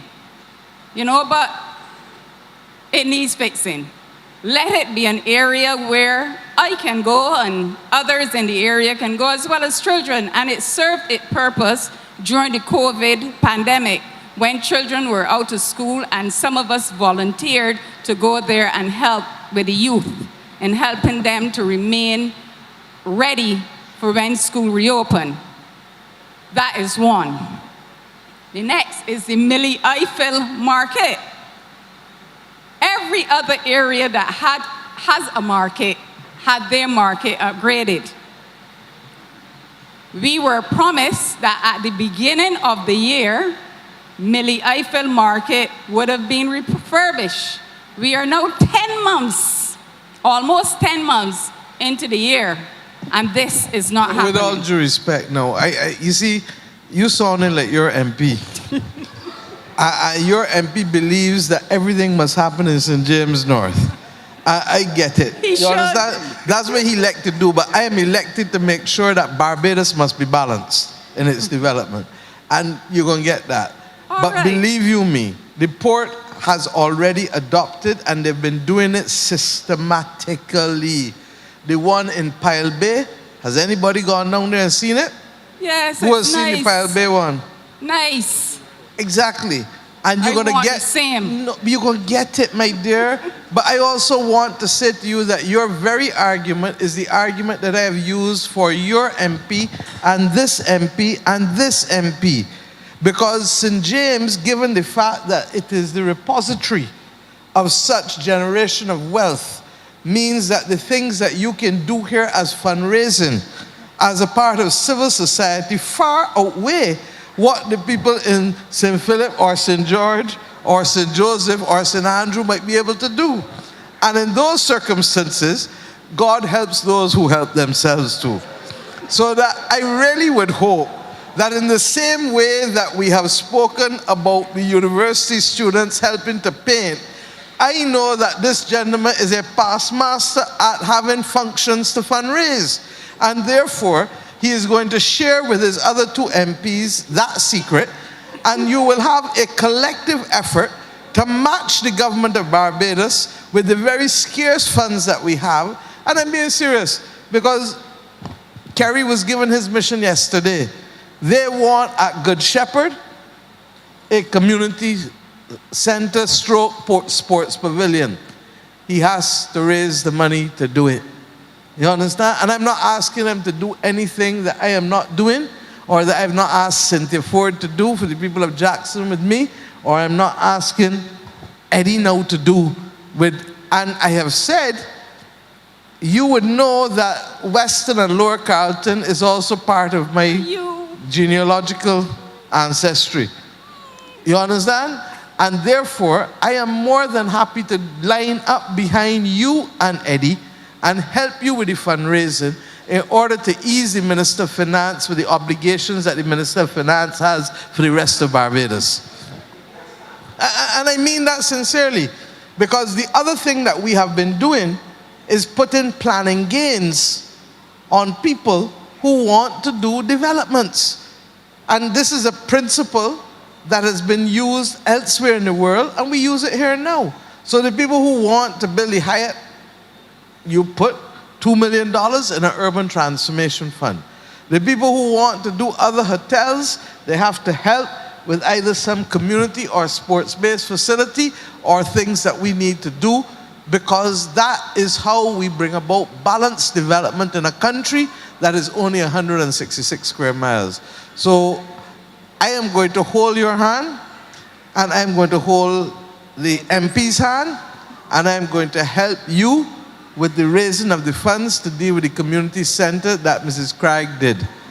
The government, however, will work with you and the private sector to deal with the rehabilitation of the old fire station at Western.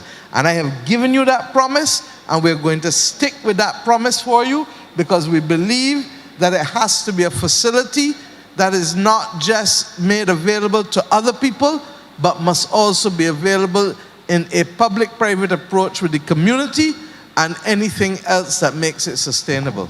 Is that fair? I thank you for that. I want to see the redevelopment. I'm being fair. But not only there, you know, it stretches from the pond. So you need to give my you need to give my fishermen something to haul it, somewhere to haul the boats. And that's the point. And I'm here fighting for them. No problem, but the port facility has also been made aware of those issues with the market. And as it relates to the people who, and this is outside of St. James, but to the people in Six Men's, one of the planning gains that we put in place with respect to the Sandals, the beaches project that hasn't started yet, is the creation and construction of a new slipway there in Six Mens for the men to pull out the boats. So I share these things with you to let you know that on page 26 of the Covenant of Hope, we set out from opposition that government's powers don't only relate to tax and spend, but we can empower, facilitate, regulate, legislate. And in this instance, we are requiring through the conditions under which people are getting planning permissions to be able to do things that will help the community. So rest assured we can get there. But wasn't happening. Rome wasn't built in a day. I thank you, but I want to see it in my lifetime. And I want coastal I would hope to that be... you're going to live more than 3 years. So, Okay, Madam Prime Minister, I plan to go to 106. yeah, I hope so. But I hope you have coastal in there with you because I have no beach. And that is because of the many groins that are being placed on all the beaches. The groins by all may the wealthy persons Don't let me get that. and cause problems. The groins, the groins may exacerbate the situation. But there are two fundamental issues. As I understand it, sand moves and beaches move. Before there was the climate crisis, there are people who are old who would tell me that where you see the road now in front of Shafet Accra, that was beach 60, 70, 80 years ago. You know where I learned to swim? By me. You know, no, I learned to swim down in St. James, don't get that. I learned to swim at the back of the Harbor Police Station that is now beach. And as a 3-4-year-old child, I see Glenn running his head and Mr. Blackman. As a 3-4-year-old child, I forget the name of the policeman, was Lorenzo Best? Lorenzo Best. He'd take me, and I still remember it because it was clearly traumatic. And he'd do so, boom, and throw me in the water so. That was not a beach. In our lifetime, we have seen the realignment of beaches even before people decided to put groins on the West Coast. So that's the first thing. Successive governments in Barbados, and this is the point I keep making internationally to make the case for us as well, successive governments have borrowed tens of millions of dollars, probably more than $100 million in the last 20 years, dealing with coastal defense systems. Because Mr. Leslie will tell you that if we don't deal with the coastal defenses and there's saltwater incursion into the aquifers, what happens? They're lost forever, correct? Or at least until somebody comes up with some technology to bring them back into use. So I say these things to let you know, and in fact, Eddie raised with me a matter between Mullins and Sherman's Bay. And that Coastal Conservation told them that they didn't have any money. That is not strictly true because you can't have money if you don't ask for it. That's the first thing. And secondly, there are too many agencies now with whom we are doing business from the Green Climate Fund right back through for us to start to make a compelling case to be able to do more coastal protection. And that is why we are out there working so hard to try and get some funds, but as grant money wherever possible. Okay? So I hear you loud and clear. I know it only too well because while I was first thrown in at the harbor, you know where I swim. And where I swim, the beach getting smaller and smaller. So I share the same concerns as you and give you the assurance that this issue of coastal protection, when people come to Barbados and ask me, what's the consequence of climate crisis? I tell them, go in 6 months and ask the people where the people used to live on the beach side. And here was... Where they are now. Here was the same. You understand? So that we have a story to tell. It's just that we don't tell it in a structured way to be able to unlock the funds that we need to unlock. And that's what we're trying to do now to help protect you. I thank you. All right? The other thing that we're doing, which I will use this opportunity, is trying to rebuild the coral reefs. And we have a little project going with trying to see how we can do more restoration and rebuilding of the coral reefs, which is absolutely critical to the coastal defenses as well. I just want that when they do put their things, their groins on the beach, they seek permission. And those who don't, like the one that I see something going up here the other day, and I indicated that town planning needs to come forward. So it's not just on this coast, but the other coast too. I send the message that all of them need permission. That's all I ask. I agree. And I thank you, Madam Prime But Minister. thank you for your feisty spirit, and I can assure you that your defense of the people of St. James North is equaled only by your MP. Good night, Madam Prime Minister and distinguished ministers, ladies. Stephen Downey, French, St. James. Madam Prime Minister, I can be very, very brief. But I want to speak on tourism and I want to speak on coastal matters too. But first of all, in your last budget, Madam Prime Minister, you spoke at length about the situation on Highway 1.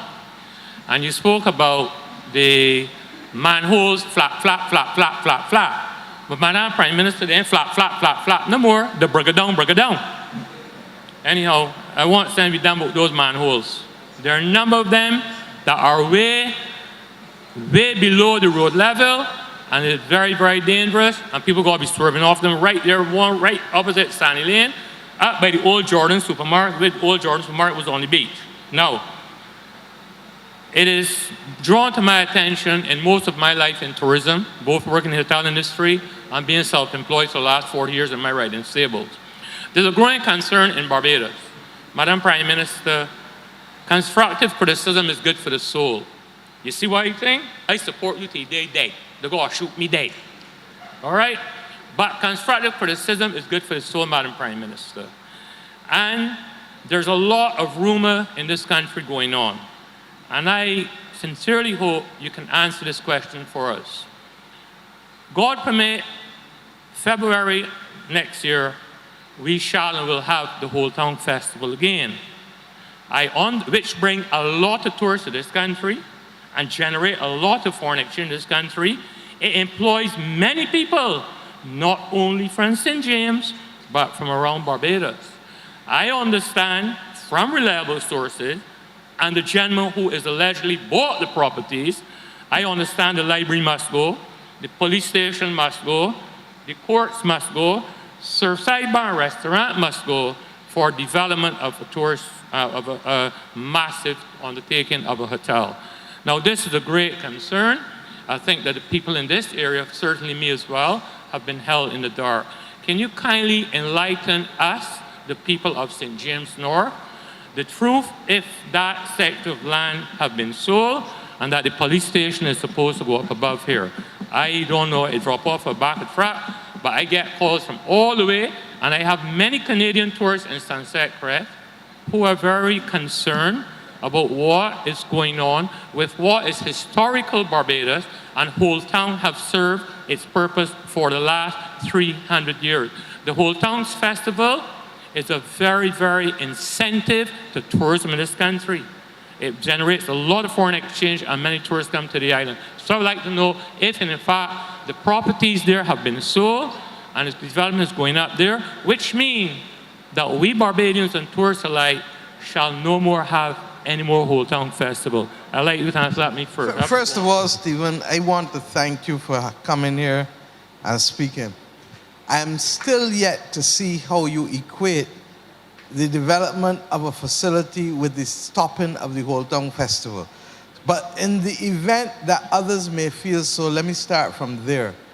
There will be Whole Town Festival, so that there is no denial of the validity of the benefits that the Whole Town Festival brings, not just to the people of St. James, as you've correctly said, but to wider Barbadians who also participate in the festival. Secondly, you have a business that's been going on for a while that you use to sustain yourself.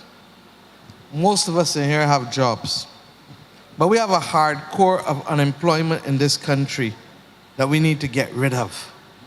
And we have very, very few options left for us to earn money as a country, particularly since, as the National Population Commission has also said, we have not replaced our population for the last 40 years, so that we don't have enough people generating income. And regrettably, because a lot of our tourist product is mature, and I don't want to say aged, but mature and in need of refreshing, we are trying to pay our bills in the third decade of the 21st century with hotel plant largely built in the 1950s, 60s, and 70s. Agreed? Yes, ma'am. That is why it gave me great pleasure to do the groundbreaking yesterday morning in Hastings to take on a site that had one of the oldest hotels, Ocean View, along with Caribbean. And may I remind us, both of those properties have been derelict for how long? How long? About 20 years. Huh? About 20 years. Near 20 years. Good. We have been waiting to be able to do other things, because if an investor comes here tomorrow, I can't think of 5 greenfield sites that we can send for new tourism development. Not on the coast. Can't I think of 5? Are we down to that last set of big ones now? So much so that those that are not using theirs, we need to find a way of really doing with them and come back, because there's more demand than there is available space. Now, why am I talking about hotels and tourism properties? Let me break it straight down. We need jobs for our people. And Owen Arthur was cursed for saying that land must have its highest economic return and value. And the government that cursed him for saying it came in and applied the same principle that Owen Arthur argued for, that he was cursed for by the same people. Correct? You remember? Yes, ma'am. I know you would remember. All this government has done is that we have put out an advertisement for both here, and we did it elsewhere in Oistins, but we said we're doing one at a time now. And to move what is civic facilities that have a limited number of jobs that are being provided for the police, for the librarians, for the persons who work in that civic center. If we move it across off of the beach, they still have the jobs, do they? Yeah, I agree. Okay. These services are still immediately available to anybody walking on the coast? Yeah. Okay. And that there is nothing in Barbados called a private beach? But on a point... Let me finish that, then I can let you talk when you're done, Skipper. At the end of the day, if we can put a facility now on that same spot, while moving the civic center that preserves the number of jobs that we have, and we can put a facility on that spot that can give us opportunity for hundreds of jobs, not to mention then the expanded work for the truckmen who got to deliver all the foods and the goods, not to mention the expanded sales for all the merchants who got to sell, not to mention the NCC approved licensed vendors who will now have a different category of persons out there to be able to sell to, not to mention, of course, all of these things. And we are conscious that even with respect to the matter of the restaurant, which is the only commercial facility out there on that block, that we should try to accommodate them. Because this government is not about destroying opportunities, but it is in fact about increasing opportunities where people can have a livelihood and where people can get jobs. And all that we are doing is repurposing existing sites that right now do not add to the economic value to allow me to help pay for Bajan children to go to the university with ease, or that don't help us to allow us to pay to do the expansion of the work. Who was it that was talking from? I didn't even get into the multi-purpose sports complexes. I'm talking about the other basic things that we need as a country. And whether we like it or not, the difficult conversations that we must have relate to the fact that the output, what we are putting out as a country, is not sufficient to be able to maintain the quality of life that we want to maintain in this country. And if we continue to kick the can down the road, then what we have seen happen in the last 15 years will only multiply and get worse and worse and worse. I would like, and I said it today, the Barbados Youth Advance Corps, we set it up in 2019 before the pandemic. We wanted to give every young person going in there $1,000 per year, a stipend of $600 a month, because we know a lot of the people who going into the Youth Advance Corps cannot afford, in some instances, even to pay the bus fare or to eat lunch and to get the lunch. And we felt that we had to do a stipend. In order for us to continue, I've said to the Minister of Youth that we want to continue, but we're going to have to reset it at $400 a month in order to make sure that we're not just dealing with reduced numbers, but that we can keep the same 1,000 persons. Why? For 2 years. Because we're satisfied that if we can give them access to structured learning. This young lady here has special needs education, Carrie, tell me. If we can give them access to structured learning and structured what they call the soft skills, but what I call the essential skills of life, the attitudes and the values and those things, that we can make sure that there is less opportunity for people to get involved in criminal activity and for the devil to find work for idle hands, or that there is less reason for some of them to say, again overseas, because I can't find work in the country of my birth.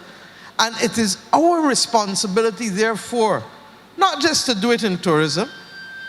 I've been trying to do it with making sure that the IDC Export Barbados can bring what we call life science industries. We have educated 6,000 Barbadians in the last 5 years in science. And while teaching is the most noble of professions, it cannot be the only profession that we give to people who graduate in science. Not when the rest of the world is doing research and development and there are other firms that can come and set up here. So I'm saying to us, look, and I say so conscious that change is not always easy. I get it. But if we don't manage change, and if we don't create the opportunities to repurpose, there was a time in Barbados when they had how many sugar factories about the place? As a child, I used to hate to come down to Porter's because it smelled. I don't like cane juice, and I hate the smell that the sugar factories used to have. That's the truth. I understand it, but as a child, I didn't like it. But we don't have that in Barbados anymore. We got one single sugar factory. And in my lifespan, over the last 56, 57 years, we have seen the country change and adjust. There was a time when plantation land was the most valuable land, and beach land was the equivalent of rab land. That is why in the Tenantries Freehold Purchase Act, you do not have beach land as part of the scheduled tenantries. And we have seen in our lifetime it reverse, where plantation now land is treated and bought for next kin to nothing, but beach land selling at $100 a square foot. Barbados, and sometimes catch yourself, you can get a few lots on this coast going for as high as 100 US a square foot. So I hear you, and I give you and the entire country the assurance that even as we seek to create a platform where we can sustain our quality of life by earning more, we are not going to do so in a way that puts Barbadians out of the picture. And I go further. This minister here has been told that the financial literacy program must happen, because Bajans must be able to participate in the opportunities in this country, not just to have a piece of the rock, but to have a piece of the action. This government is the first government that I know of any part of the world that has said that you must have as of right in owner-occupied houses photovoltaic panels, or if necessary, the nano wind turbines where the roof structure can't carry the panel. Why? Because the wind, the sun, and the sea don't belong to none of us in here. It belongs to the patrimony, the collective of the country.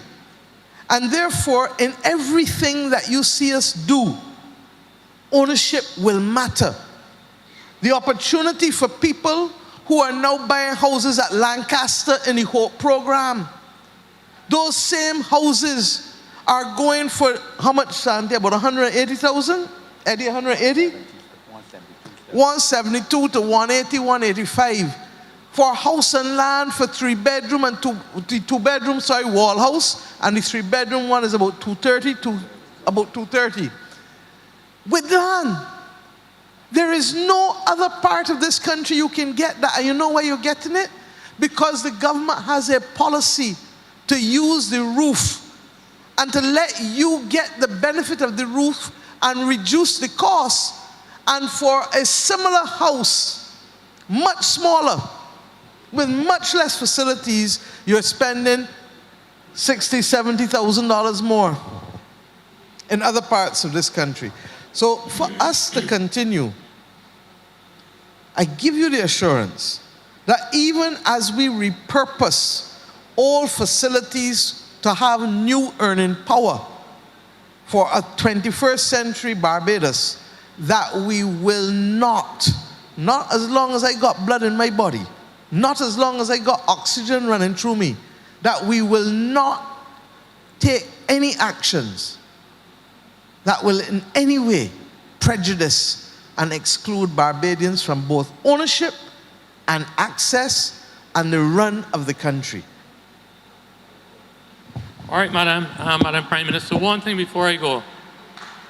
So I take it that it is yes that the properties have been officially sold, that the deal has been done. I've told you that we went to a public tender. All right, thank you. And that, no, it's not necessarily sold because I'm waiting on the Barbados Tourism Investment Inc. Thank you, ma'am. To tell us what is the commercial deal that has now to be done with the persons who have won the tender. Right. Because you see, or what we are accustomed having, or seaside theatre and those activities, if so, will no longer be there anymore. Anyhow, I'm moving on from that. Mr. Simmons, sir, a question to you. Which speech? Mr. Simmons, sorry?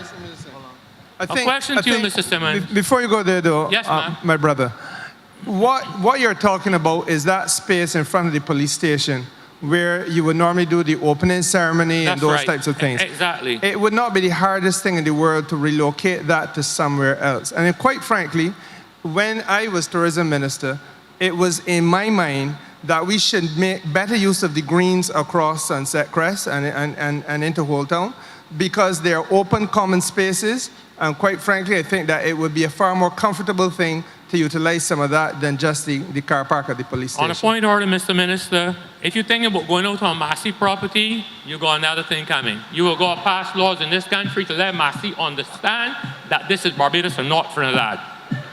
Because I know of vendors presently, and my friends, the Alcoholics Anonymous that drink down there, Burgo and that crowd, that the management of Massey have tried to remove Barbadians from selling the little goods and services on those greens. So, Stephen. And I make no apologies. No problem. Don't get fret up. What you are telling me is that the minister in charge of commerce must find a vending facility for the people who want to vend in Old Town. Okay, I got more serious point. No, I'm serious. Is that what you're asking? I ain't asking that. I want a more serious point, though. No, a more serious point. But you raised, no, but truthfully. Just simmer down, Skipper. You can get your chance to speak. But you can't raise problems. Nobody can manipulate, and then expect nobody's trying to. And with all due respect, let us be very clear. If you come here to get serious problems solved, then let's solve them.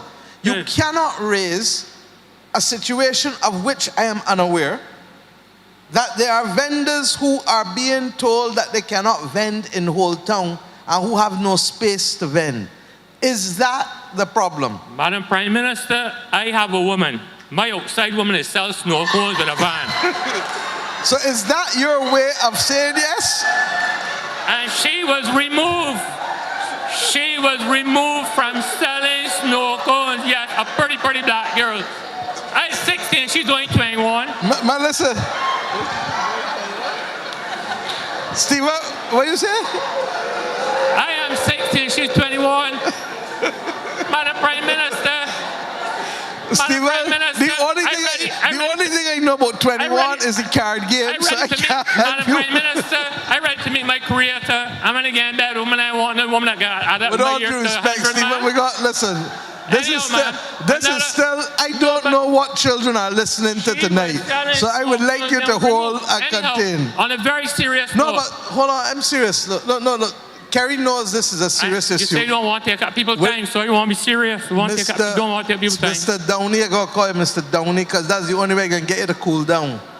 All right? I gotta remind you that your name is Downey, so cool down. Listen, Kerry will tell you that it is not only Whole Town, but that the cabinet has been addressing this issue of the absence of vending facilities in different parts of Barbados. We have a problem where, because we don't have designated areas, either people are precluded from doing it, or in some instances, the area within which they're doing it is not fit and suitable for them to do it, and you end up then with public health problems that can put people's lives at risk. Okay? So I give you the assurance that having raised the issue with respect to Whole Town, he knows about Warrens, he knows about other areas that we have spoken about by Graham Hall, etc., that we will look into it. So, and it is less an issue for Massey, and it is more an issue for the government of Barbados. One more point, and this question is directed to the Honorable Minister, my dear friend, Mr. Kerry Simmons. Mr. Simmons, I spoke to you at that same lady the day before during elections, our friend that served the best food in Barbados, Sandra in Sandy Lane. I believe that Barbadans would have remembered, or they should have not have convenient minds, but should remember what Sandy Lane did to Sandra when they removed her, and Mr. Oyenafa had to intervene and deal with them, and the big rocks had to be moved when he called Hats and tell Hat George Payne, come down here and move them rocks with a bulldozer and a truck.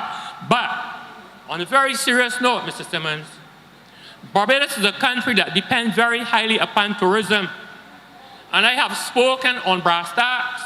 I've spoken to you, Mr. Simmons, sir. I've spoken to previous ministers of the environment and previous ministers of tourism. We in Barbados brag that there are no private beaches. But technically, Sandy Lane has a private beach. Because that access to go to Sandy Lane Beach is not a safe and a suitable access. And you have tourists coming to this country. Only 3 weeks ago, I was going down there with a horse, and I had to get down off my horse and take off my shirt and wrap a woman's foot and ride her up to try and bring Cove Hotel. She was going down through there by that public access and stood up on a piece of tree and went through her foot. I had to get off my horse and tie her foot, pouring blood. That access there, by where it's supposed to be between one Sandy Lane, is not an adequate access. It is not safe. You can only access Sandy Lane Beach at low tide. And God forbid you get back before your tide get high, or you're going to get battered in the cliff, or you can't get through Sandy Lane Hotel. I am calling on you, the minister and the representative, to make it mandatory legislation that Sandy Lane be made to provide an access to this country for the people of Barbados and the tourists alike. If a tourist suffers a water skiing accident, they suffer a speedboat accident, a drowning, you mean to say they go at Sandy Lane? Or go to one of the people in Sandy Lane in one of the big houses and ring a doorbell. We would like the ambulance to go to somebody in desperate need of medicals. It is ridiculous. It is not right.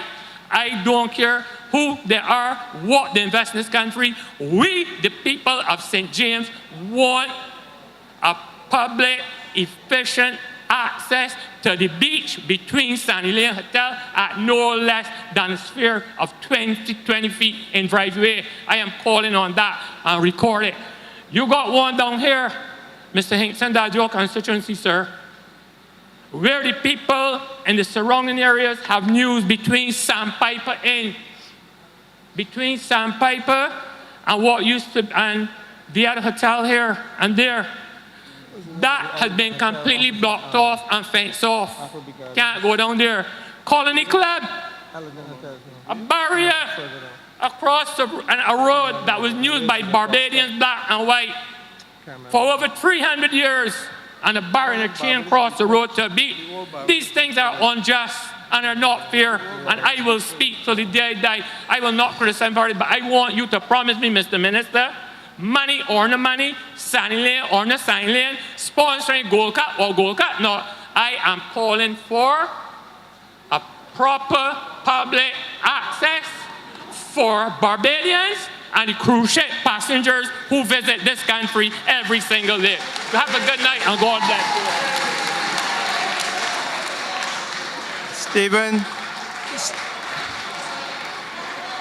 I want to say to you, Stephen, that I could not agree with you more on the question of beach accesses.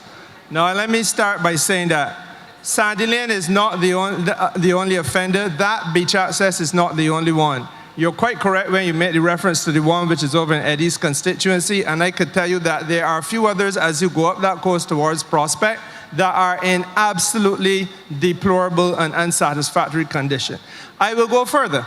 I have taken Adrian Ford, my friend and brother and colleague, to see some of those beach accesses because we really do have to now commit some resources to the rehabilitation of them. It isn't just that they are broken away with the, in fact, in one case next to one of the elegant properties, I can't remember the name of the elegant property there by Appleby Gardens, Crystal Cove. In that particular one, there is a tree there that has completely, the roots of the tree have mashed up the pavement. And at the end of it, it has broken off. I know exactly what you're talking about with people getting injured because there are a lot of older people from in Appleby who can no longer get down to the beach on the morning because it is virtually inaccessible unless you're a very fit senior citizen. That's the honest truth. And I will go a little further. Some of them need to be lit as well because much like you, there are some older gentlemen who like to take a young lady on a moonlight stroll. And you can't do that safely unless you have a beach access that got a little bit of light. So it is an issue that is real, Stephen. I take your point, and we're going to have to look at it holistically across the length of this course. Let me go further. And it is not just beach access. Let me be very clear. One of the planning gains that we put in place for the new Hyatt is to turn the old fish market in Bay Street, that site, into a facility for Barbadians because it's not just about access. I've gone beyond that long time, Skipper. The Western Fire Station, ask Eddie Hinkson. We've had proposals from all kinds of people to buy it. We haven't sold it because once again, as we just said earlier, we want a facility that is available to earn, but also still is available to Bajans in this community. Part of the difficulty, and I wish, Stephen, that we would remember this, if Barbados was a greenfield site, we could say and do a lot of things, but it is not a greenfield site. And this government inherited a number of things, but we also inherited a lot of obligations. And I started the night by talking about them. So let us be clear that that which we always want can sometimes happen, but not in the time frame that you want. We have determined that wherever possible, and we can use planning gains to impose on people obligations that will benefit the wider society, like at Western, like at Bay Street, like Kerry is hoping I would do it at Good Shepherd, but he's going to raise the funds for that. Like other places, we will do so. And believe you me, we have put more time and investment into this. And even, and let me be very clear, there is going to be, and there has been, a realignment of the roads on the West Coast in the past in order to facilitate development and the creation of jobs.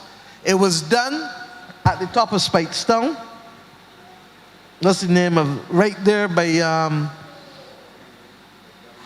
what's the name of the hotel that was right there? No, Sandridge? Was it Colin? Cobbler's Cove. Thank you, Colin. You understand? And that was done by under Owen Arthur. It was done with Port Ferdinand by the last government with the construction of the bridge. And we're going to have to do it again, and there will be a public consultation on it again with respect to what is intended to be able to rescue Port Ferdinand from being a white elephant, and to be able to have a hotel put in there that instead of us having villas that don't, or apartments that don't employ nobody really, that we can now put that into a functioning hotel facility there, and on the proposal on the other side of the road where Nikki Beach was. So those consultations are coming. There's going to be one in St. Lawrence Gap soon, with respect also to the provision of a water feature going in by St. Lawrence Gap to allow us to be able to enhance the tourism offerings there. And why are we doing these things? Because Barbados is losing its competitive edge in comparison to other countries in the region. And if we don't do something about it, we're not going to be able to command people's attention and appetite to come here. But as I said, it will never be done at the expense of Bajans, because there has to be balance between what we do to earn and what we do to preserve dignity and opportunities for ownership. Thank you. Good night, everybody. My name is Kira Isidore. I'm a resident of St. James, the Garden St. James to be exact. I just want to raise 2 points, 2 concerns. The first one is the transitional community care program that was launched 2020 November by the Prime Minister through QEH. I just wanted to say that there are a lot of elderly persons in my community that don't know about this program. So I have persons flagging me down, asking me if I could just check the blood sugar, and sometimes when you check the blood sugar, sky high. The whole reason for the program was to, I think, minimize the readmissions into the hospital. If you could take care of these persons in the community, do some teaching as it relates to the blood sugar levels and all the other stuff. You know, you have persons coming into the hospital because the blood sugar is out of control. My thing is to get that information out there more, because a lot of persons do not know about the program. It was mentioned a couple times when the Prime Minister, when you spoke on it at intervals, but persons still really don't know about the program. Outside of that, to get on the program is another thing. So I was told that you need to go on a website, you need to do this, get this information. If I can, the program that you're talking about specifically Yeah. is really an outreach program from the Queen Elizabeth Hospital to deal with outpatients. Because of the need that you're expressing and that we've appreciated is there beyond what you're getting at the QEH, what you're able to supply at the QEH, the current Minister of Health has asked us to be able to turn and to do an expanded program that is community-based. Now, you would note that the polyclinics normally would be who would do a community outreach program. But in this particular instance, we have and took a decision to let the QEH do it. And why? The rate at which Barbadians are presenting for dialysis is at staggering levels. And a large part of the reason is because we're not controlling our condition at an early enough stage in order to make sure that we don't end up being candidates for dialysis, amputation, or all of the other awful things that we know that happen when people don't take care of them. So that we ask for you all to go into the communities and to each manage a cadre of persons, but they relate to the QEH. The polyclinic system now will have its own separate public outreach that is general and not limited by those who are QEH outpatients. And that is where, ma'am, that I think you'll get it. I announced 2-3 weeks ago that we have asked the Ministry of Health to design a massive testing program where Barbadians can get to know their status. Because if you don't know your status, if you don't know that your blood sugar is sky high, and you still eating a pastry when the day come and drinking as if tomorrow will never come, what's going to happen? You know better than me. So we are going to embark on a huge testing program. The other thing that I've learned is that there is a test that can truly tell the truth about whether we have been doing what we were supposed to be doing or not doing, correct? Yeah. What's it called again? HB? HbA1c, yeah. HB? HbA1c. HbA1c. And the Minister of Health is in the process of negotiating with PAHO a grant facility that we have in order to be able to buy enough machines to ensure that going for the tests anywhere in Barbados is as easy as going to a gas station or a shop in order to do your business. Why? Because we need Bajans to get in the habit of finding out the truth about their health care. And if we can do that, then we will save a lot more people in this country. So I thank you for raising it, but I hope I can clarify that the expansion will come not so much with the QEH outpatients clinic program, which you are in, but in the establishment of one that is allied now and anchored to the polyclinics. Okay. All right, so the other concern, thank you. The other concern is where I live in the Garden St. James, I really don't have a road to my house. I am here tonight to find out if there is a reason that I don't know about that we can tell the other residents, because everybody is concerned about the fact over how many years. I'm 42, and that was like that before I born. My grandmother would have been there, I know myself. And my concern really is that, suppose my neighbor get ill, which he was ill the other day, but lucky for him, he was able to make it to the hospital. In the event that the ambulance has to come there, how are they going to get to the persons? I am not seeing no EMT personnel traveling with nobody on a stretcher, carrying, no, that I can never see that happening. I don't know if it happens. It has happened. Okay. There are areas like in Danesbury, Blackrock, and others. Part of the difficulty is that if people go and put down houses without planning permission, these things happen. And therefore, there is no proper services put in, there is no proper road, and very often government then has to come in long after the fact and correct it. I'm not blaming anybody, I'm just describing a situation that happens. And that is why Santia is going to make sure that especially in those what I call the tenantry roads and small roads, that we are in a position to do that out of the depots by providing the depots with access to the equipment and making sure that they probably will keep some of the asphalt workers to be able to be distributed among the community to do it. Will you get yours first, second, third, fifth, 10th, 12th? I can't tell you. But suffice it to say that we believe that a dedicated program that helps us to deal with these small village roads and tenantry roads where these things have happened, that we can do with it. In some cases, there are problems with people being landlocked. And up to yesterday, Kerry took us to one in St. James, and then you took me to one before as well. There are at least 2 instances in his constituency where the development has happened in a way that has literally made people landlocked. And therefore, we have to be more creative, and in some instances, we can't even get in a road.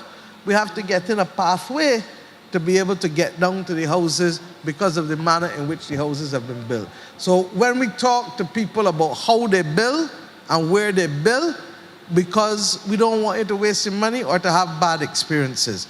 The roofs need hurricane straps. The roofs can't have these flat roofs or the large overhang because the wind can peel them back like toffee paper. The houses need to be built in a way that does not block other people's access. Because when you block other people's access, you are creating a recipe for a fire that can take out all of the houses, including the person who blocked the access. Not true? Yeah. And that is the danger and the public purpose that we're trying to preserve when we say to people, work with us for where you build, work with us for how you build. And last but not least, the same... Just tell Eddie, I assume you know where she is, so that we can resolve the issue. Last but not least, the same transitional care program, I would have been present when the past Minister of Health, Mr. Bostic, he said that the program was being designed for persons who would have done the regional exam and would have exhausted all 3 chances. So I have persons who would have done the regional exam, exhausted all 3 chances, and still waiting to be employed. Then you have auxiliary and different levels of persons working on this same program. The fact still remains that there's not much that they can do under, I don't know if to say the coverage of the Nursing Council, because you have to be at a certain level to be covered to do certain things. So even things like going into a person's home and putting out medication, or auxiliary nurse can't do it. You have to get RN to go in and do it. The program don't have any RN. I think it's only now that they're saying that they're looking to employ RNs. I would have worked on that program before, but as soon as I got through, I had to work on the ward. So I am saying that we need to have more persons like maybe RNs and, to be able to go into the homes of these people to have an effective program. Because at this stage now, with the auxiliary nurses, there's not much that can be done. So I just wanted to say that. Thank you for sharing, and we certainly will raise it with the minister when he comes back and see how we can have perhaps a combined approach which will have still the auxiliary nurses but a few RNs working with them on a zonal basis. Can that work? Yes, please. Thank you. All right, I'm going to be at work for 9 o'clock, so call and let him know that I was here. I hear you there.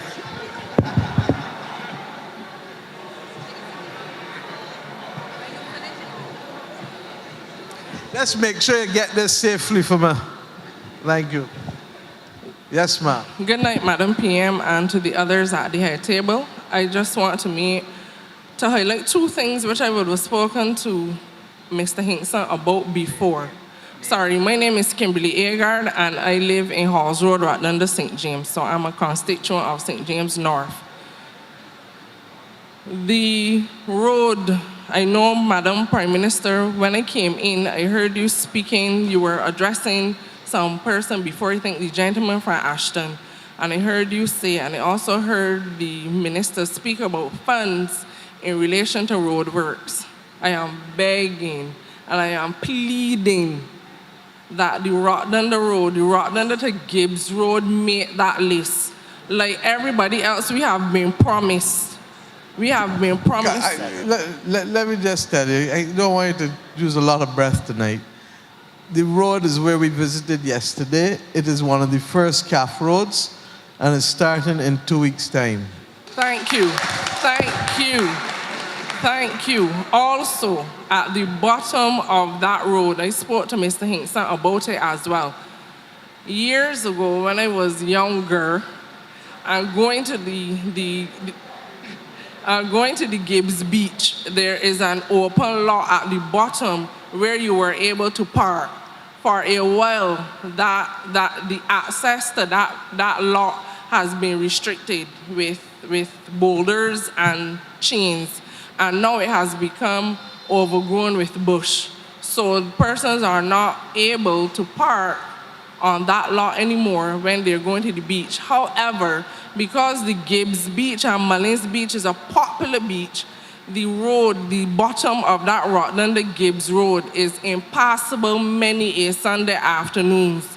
You cannot pass because one lane, one side of the road is blocked with vehicles. There is one single car space off of the road at the bottom of that stretch. And if you don't get that stretch, then the road, as I said, becomes impassable. The beach is a popular beach. I think that if the lot is a government-owned lot, that it needs to be made accessible to persons going to the beach. If it is not, I think that some kind of arrangement can be made with the landowner, because when the access was restricted years ago, one would have thought that some kind of development would have been done to the land. But over the years, nothing has been done.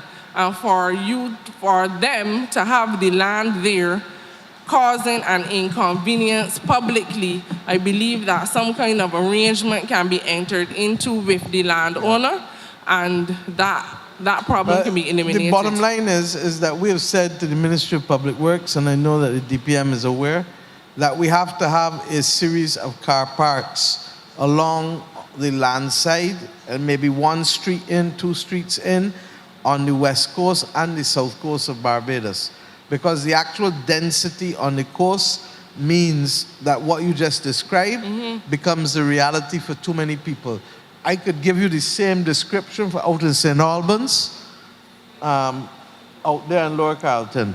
I could give you the same description on the south coast, Santia, for quite a few other places. So what we're trying to do is to create an opportunity for people to be able to invest in and see it as a source of income, just as people see licenses for transport as a source of income, but equally to solve a public national issue as well, which is that of parking arrangements. And then what has to happen concomitantly is that you then have a series of shuttles. So you have the round the town for Bridgetown shuttle, that nobody should have to wait more than 8 minutes, 10 minutes for a bus. You have one for the West Coast, and you have one for the South Coast. And that we would want these shuttles in a different color and in a different type of bus. We've even asked for them to look at getting the hydraulics working for what you all call the party bus, or we will call the older people the old Rockland or elite buses, because it will add a unique, Mr. Thompson is still here, or he gone, it will add a unique tourism charm to Barbados's product, while at the same time helping us to solve a difficult problem of density in our coastal areas. Many of you also would have seen the front page story on Sunday that spoke about our vulnerability in our coastal areas. So we are with you, but as I said, we're juggling, and that is why I'm asking Barbadians, in order for us to continue to do what we're doing, we need to get growth. But in the growth that we get, we will start addressing some of these niggling and in some instances larger issues that are preventing people from benefiting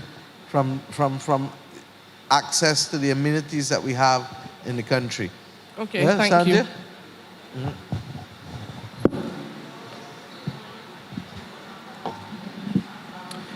Hi, good night to the Prime Minister, ministers, MPs, and again, the parliamentary secretaries who are here. My name is Corey Worrell, and I am a resident of St. James North. Now, I want to address 3 categories of issues, and I'll start first with schools. I can start first with Gordon Greenwich Primary School.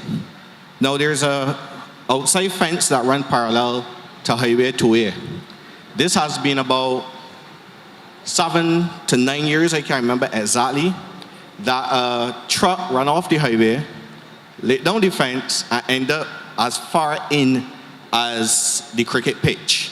Now that playground, that playing field is where the children of Gordon Greenwich play daily.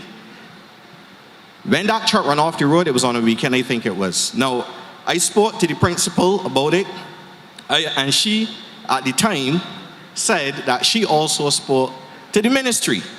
The ministry said that their responsibility ends at the back of the school, and that the pasture belongs, the responsibility for the pasture is NCC. Then there has some issue with the insurance. Now, I really don't care who who responsible. Mr. Worrell, you don't need to go no further. There's one government and one country. You understand? And I will ask that it be investigated as a matter of urgency, and we look at it. Excellent. Carry point number 2. Number 2. Now this point is for both St. Boniface Nursery and Gordon Greenwich as well. Now both of those schools are on the highway, and the reality is that vehicles come across that highway flying. Vehicles have also run off the road and run into the fence by St. Boniface Nursery, and those little children play there. I am asking for bollards, what we would call silent police, to be just put up by the fence just to mitigate that problem, and not just for schools in St. James North, but if it could be a national policy to protect our children. Now, coming from let me go to another school now, St. Albans Primary. The access road to St. Albans Primary is a headache whenever it comes to picking up children. Parents drive in and they have to turn around at the top. The thing is, parents arrive early and they park on one side of the road, and if you ever drive up in there, you're trapped.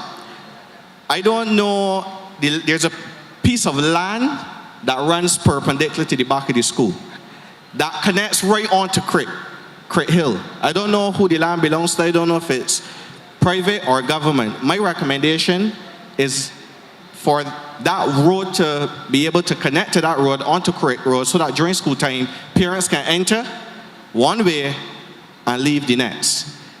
Bridges. There's a bridge that is between Gordon Greenwich Primary and St. Boniface Nursery School. That bridge is used heavily by not just the residents, but a lot of the children. I assume that the bridge is about 100 feet up in the air. There's a railing that has a space that is more than 2 feet, which means that any child coming across there, playing or anything, could easily fall over, and given how deep it is, you won't hear them. I know the Prime Minister is always so worried with me. So all the recommendations I bring in ain't costing a lot of money. God bless you. Thank you. Right? All right. Well, I think I have a note of all 4 of them. Okay? Okay, thank you, Prime Minister.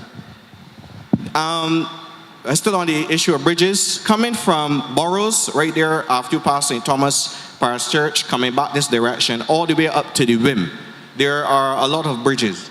Now, there are cars that have hit the embankment at the start of the bridge. A lot of them end up on, I don't know if any ever drop off. My recommendation is if you could just put some reflective tape on it, or reflective paint, so that especially for persons who don't know that area, coming around there at night, they'll be able to see and just avoid.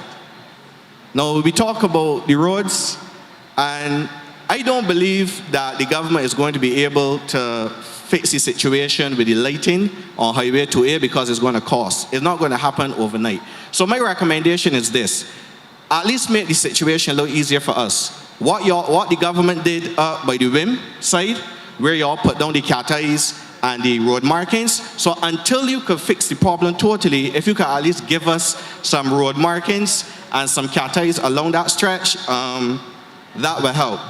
And my final point, out by Gordon Greenwich School and St. Boniface School, there's a bus stop that a lot of the children use. I would really love if we could have some sort of covering, because the children have to wait there pretty long. And yes, it does cost money, but I don't think that it is something that will cost an elaborate amount of money. Thank you. Thank you, Corey, for listing out those things, and we certainly will follow up on them.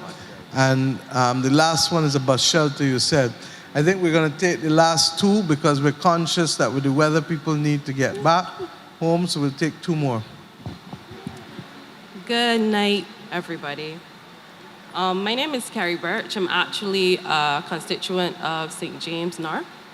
I run a company. Carrie or Terry? Carrie. Carrie, thank you.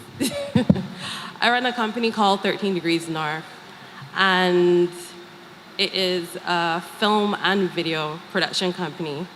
We specialize in media. I'm hearing some things tonight that are really encouraging in terms of job creation, in terms of things like the improvement of the tourism product.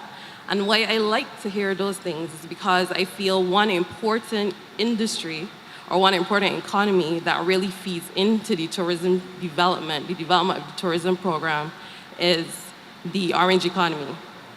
And I did not wear this dress on purpose, it just happened. I see you advertising orange.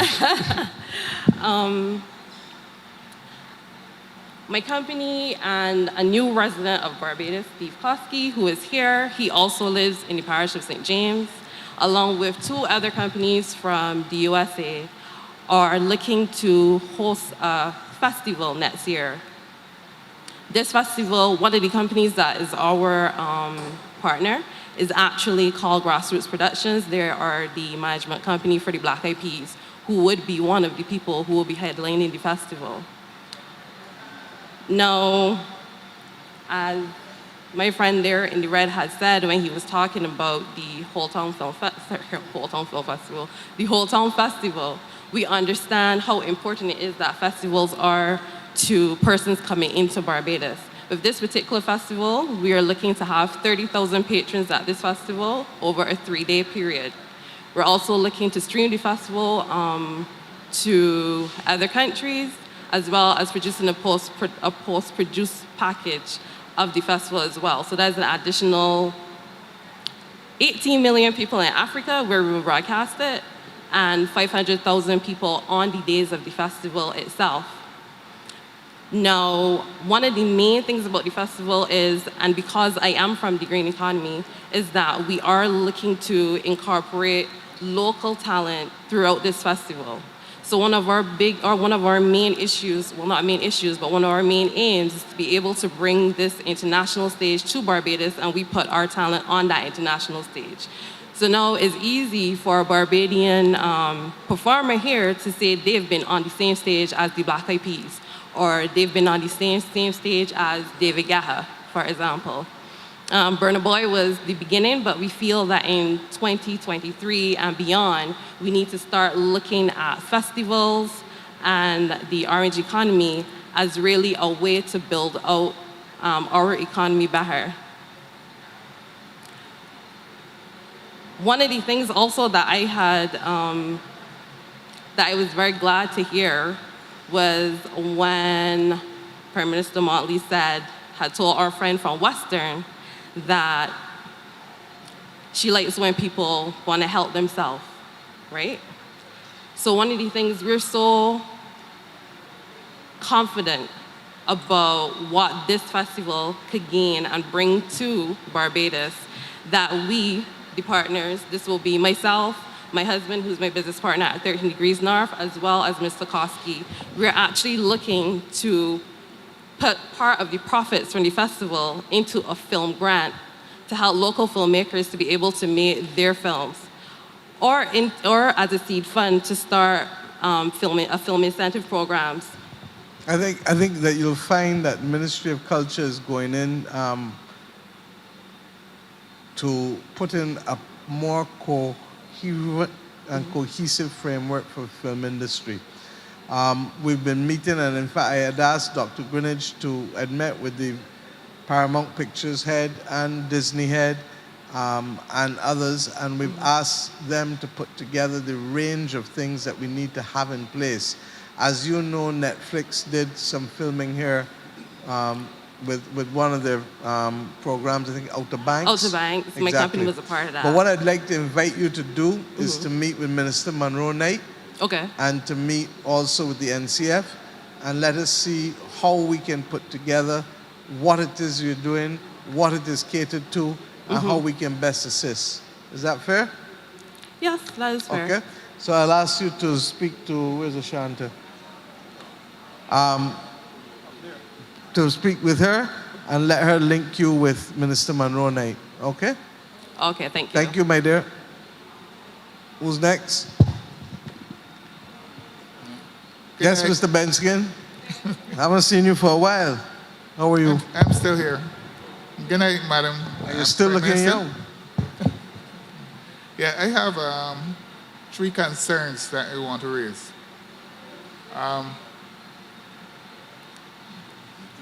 We just get our gap fixed. Barbara Green, very nice, West Road. Yesterday, I come home and find the waterworks equipment, dig up the nicely done Barbara Green Road. So 2 areas in West Road dug up. Coming up on my driveway now, I can hardly turn properly because that's where the waterworks just dig up. But they know they have to reinstate it. The rainfall, all the mire that they put in, down the gap. So if you go in West Road now, be a mile. Mr. Leslie is making copious notes on behalf of the Water Authority, so fret not. Okay? Right. And these things happen. Because as I said, there are things that will burst that we have no control over because of the age of the mains that we're dealing with. But it hurts my heart when it happened because obviously smoothness now going to become smooth plus bumps to smooth. Right. Another concern, in my driveway, I appreciate that the natural gas people come and put some natural gas in my driveway. But the driveway is very bad now since they did that. And if they get some, the material that they dig off the ground and put it in the driveway, I'm satisfied. I didn't want a Barbara Green. Carol, I believe that the rehabilitation of that work should be done during the course of next week. Yesterday, I would have spoken with Mr. Philip Trudeau, who's not here tonight.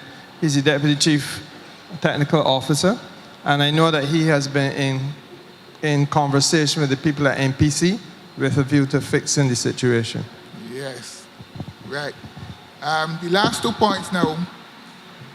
Up by the Shepherd School, since the road has been fixed, and Cambridge Park, there was a crossing to indicate to the drivers in that area where to stop. Since the surface was done, the marking is gone. The people come down from the Shepherd School as they like, which make it difficult to come off of Cambridge Park. So that signage should be replaced. I think both the Parliamentary Secretary and the Deputy Prime Minister have heard, and they'll try and do the best to make sure that the depot can deal with the signage, correct? Right. And lastly, in the ridge, up the hill from there, off the thoughts. Anyhow, that area, since it was dug up for the placing of the natural gas. You mean Kentridge? Kentridge Park. Yes, that is also part of the work that they were discussing yesterday with a view to starting this week, or, well, they had said they would try to start tomorrow, but if it doesn't happen, then it's supposed to happen on Monday. Yeah, because it's very bad. Okay, thank you.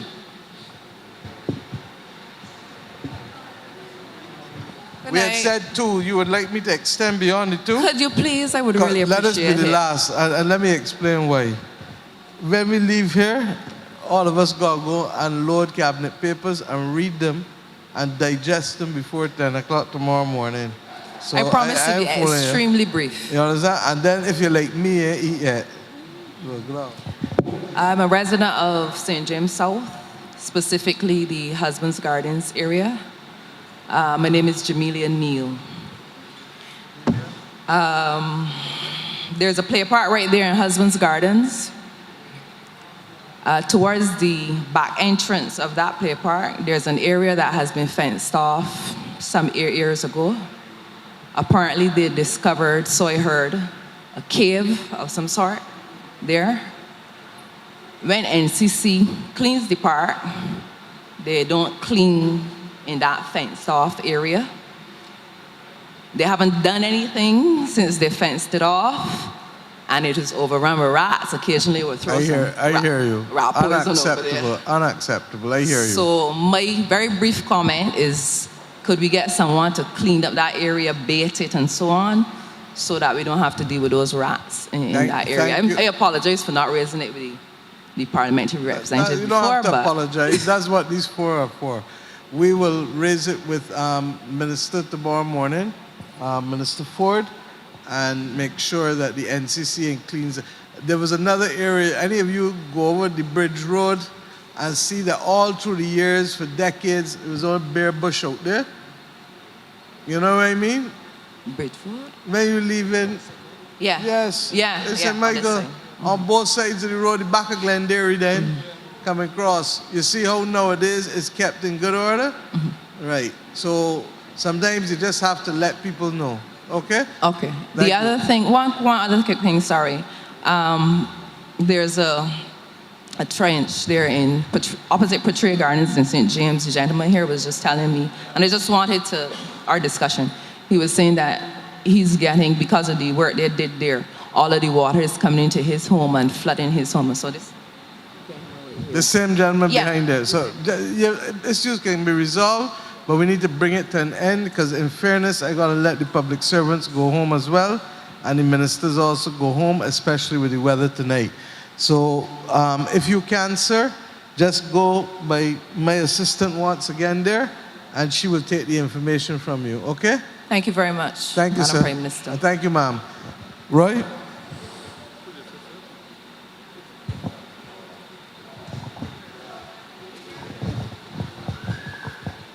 Okay, all that is left for me to do now is to say to you all, thank you very much for expressing your concerns. Part of my responsibility is to follow up with every last comment that was made tonight, believe it or not. So that's what my entire day tomorrow is going to entail. Some of you will get a call from me if there's a need for clarification. Some of the public officers will also get a call from me if there's a need for further intervention. But I think it would be a little remiss of me if I left here, having been here since 12 o'clock today, benefiting from the comfort of the staff here at the Frederick Smith School, if I didn't say thank you to them for hosting us, but also to make note of the fact that if you press on the tiles under you too hard, you will realize that some water will come out. That's because we were all sat in here today and the area flooded out. So to the Minister of Education who is sitting over on the far left, I think there are some challenges here at Frederick Smith that since we've been here as they've treated us so well, that we need to return the favor and look at some of the issues that they do have in the area. The staff room, there was flooding, water coming through the roof and such like. So this is my chance to represent them. With that having been said, good night to everyone. Please travel safely, and we will see the next one of these events will be in Christchurch.